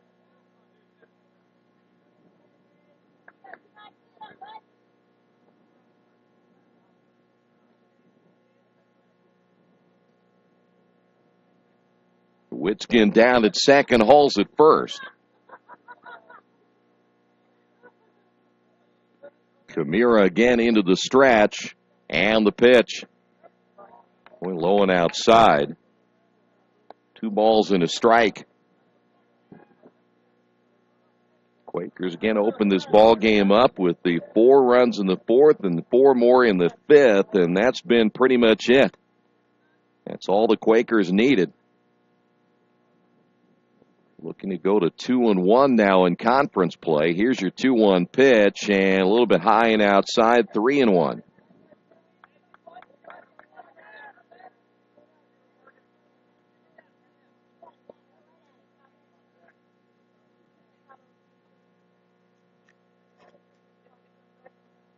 Here's your 3-1 pitch.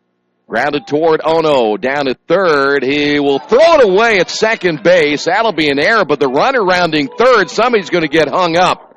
They'll throw to the plate, and now we've got a run down here at home, and that will be an out of Witskin. He fell down rounding third.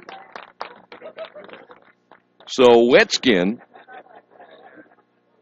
is out number 1. Runners will be at second and third now with one out. Now batting number 36, Davis Robeson. Here's Robeson.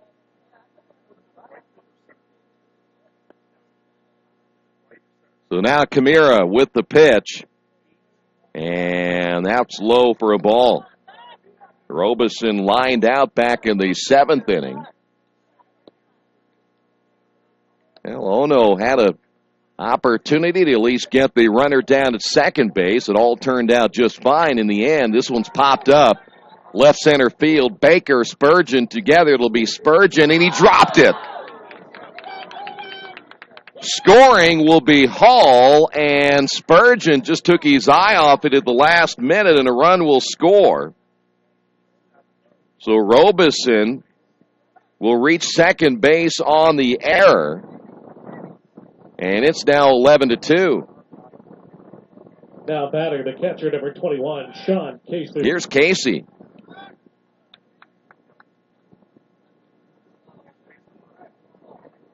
Casey lined out his first time up.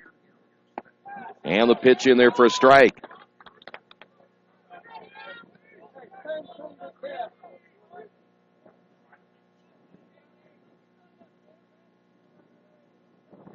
Runners again at second and third. An error-filled inning here for the Quakers. Check swing. It is in there for a strike. And Casey now down to the count at 0-2. Second error of the inning for the Quakers. Earlham had 4 errors yesterday. Again, these errors right now on the backup players checking into the ball game. There's a breaking pitch. Got him swinging on that one, and now 2 away. Nice pitch by Kamira. Here's Shipley. Now batting number 47, Connor Shipley. Kamira with the stretch and the pitch, low and outside. 1 ball and no strikes.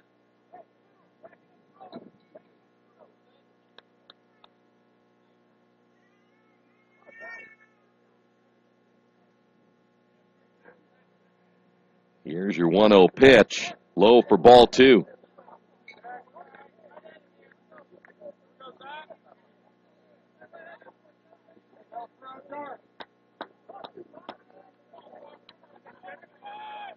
Weckenberger down at third, Robeson at second. The delivery on the way, grounded toward Ono. He'll take it on the second hop, throw to first, and got him, and that will do it. 1 run on 1. So a run picked up by the Engineers here in the 9th inning, but it was not enough as the Quakers finish this one off and win game 1 by a final of 11-2 in a game that took 2 hours and 30 minutes to play. Quakers now with the win are 11-3 overall, 2-1 in the HCAC. Rose-Hulman now 8-5 on the season. They're now 1-1 in conference play. Game 3 of this 3-game set will be coming up in about 30 minutes. We'll have it for you right here on Radio Troy Digital Sports. But the final of Game 1, Quakers wrap out 20 hits and get the win by a final of 11-2.